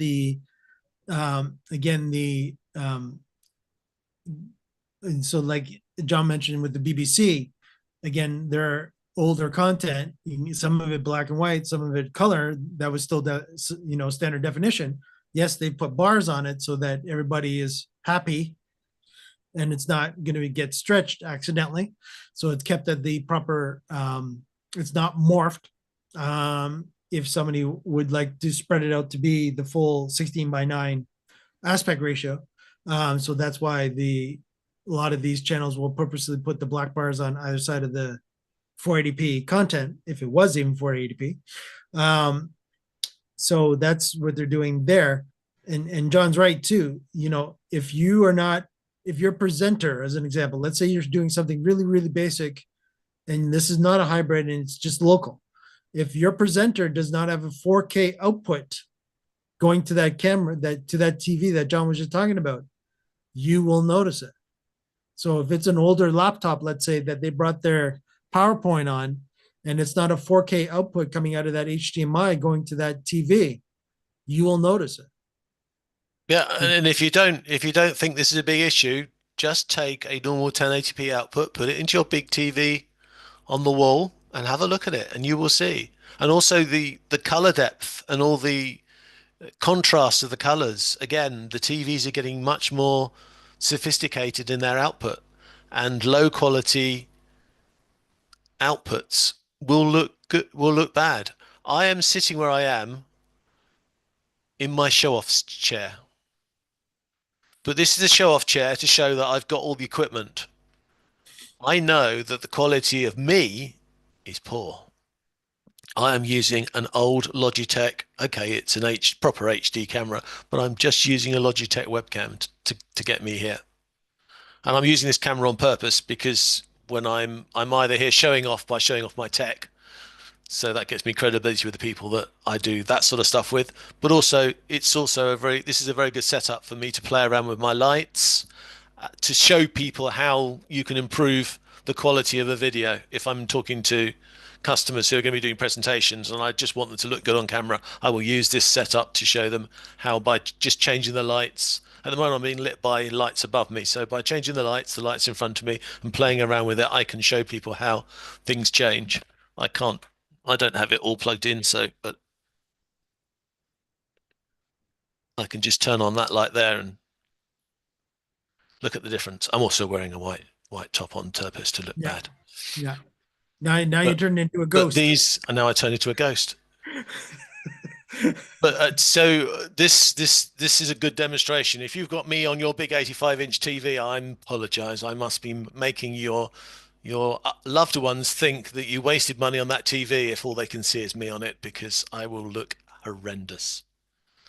Yes, and I have to now officially double check to see if we are doing it again. And the official answer is, John, unfortunately, if they are watching us on YouTube, we're only going out at 720p today. There we are. So that again is, I don't know if that's a Zoom thing. I'm assuming it's a Zoom thing because we are using the actual in client, not in app YouTube RTMP to YouTube.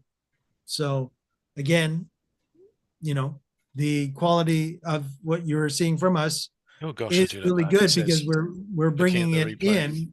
Yeah, we're bringing our feeds in. John and I can vouch, we're both 1080p going into Zoom from our clients.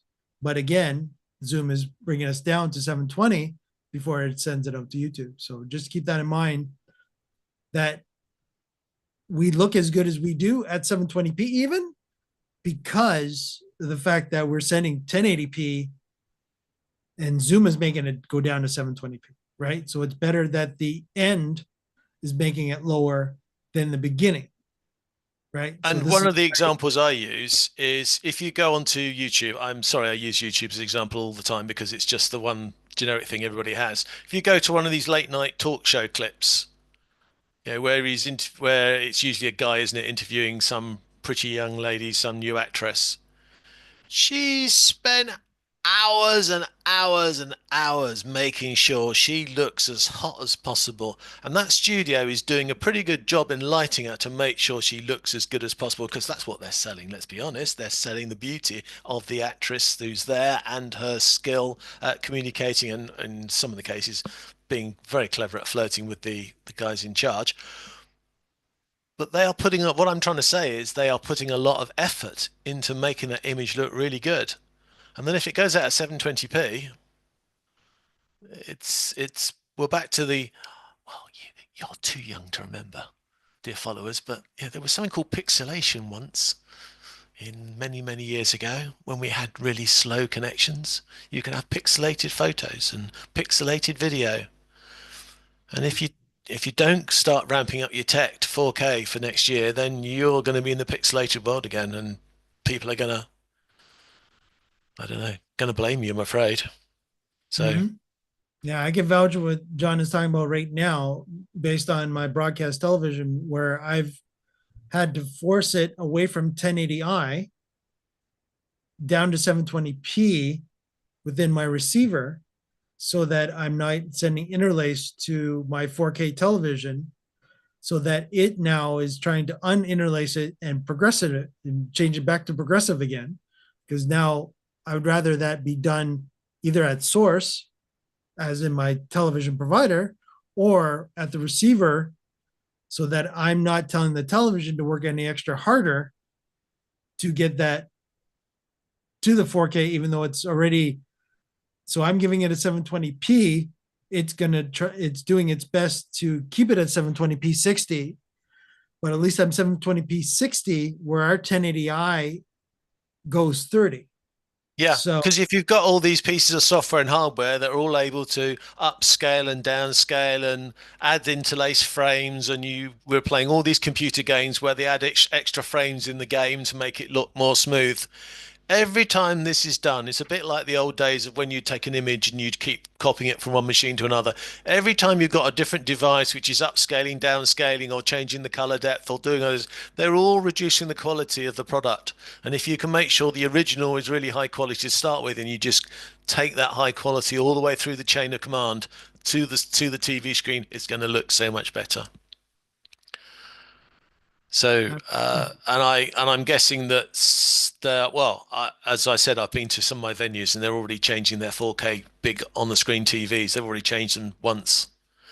So there will be quite a few people that will have conference systems that once all this 4K starts rolling out, they're going to suddenly realize that some of the 4K TVs and presentation systems and cameras, PTZ cameras that they have might not be as good as they thought they were when they raised the purchase order.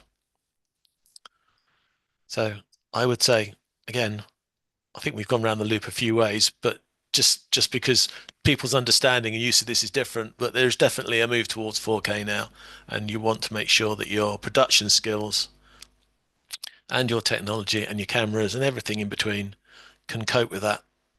And then you'll be the ones looking sweet and sexy on the screen, and your events will look good, and everybody else will get left behind. exactly. And on that note, that's a perfect segue, John, to It's a lovely way to end. It is for this week's Zoom Test Kitchen. So I want to thank everybody for joining us this week. And don't forget to like and subscribe to our channel. Don't forget that lets YouTube know how much you like the content that we make for you every Friday at 3 p.m. Eastern, 12 p.m. Pacific, and our Johnny time. Johnny, what time is it over there now that we start? It is 23:17. So I have just over half an hour to buy any UK-based offer or Black Friday. Right. So don't forget, everyone, tune in next week for another edition of the Test Kitchen. See ya.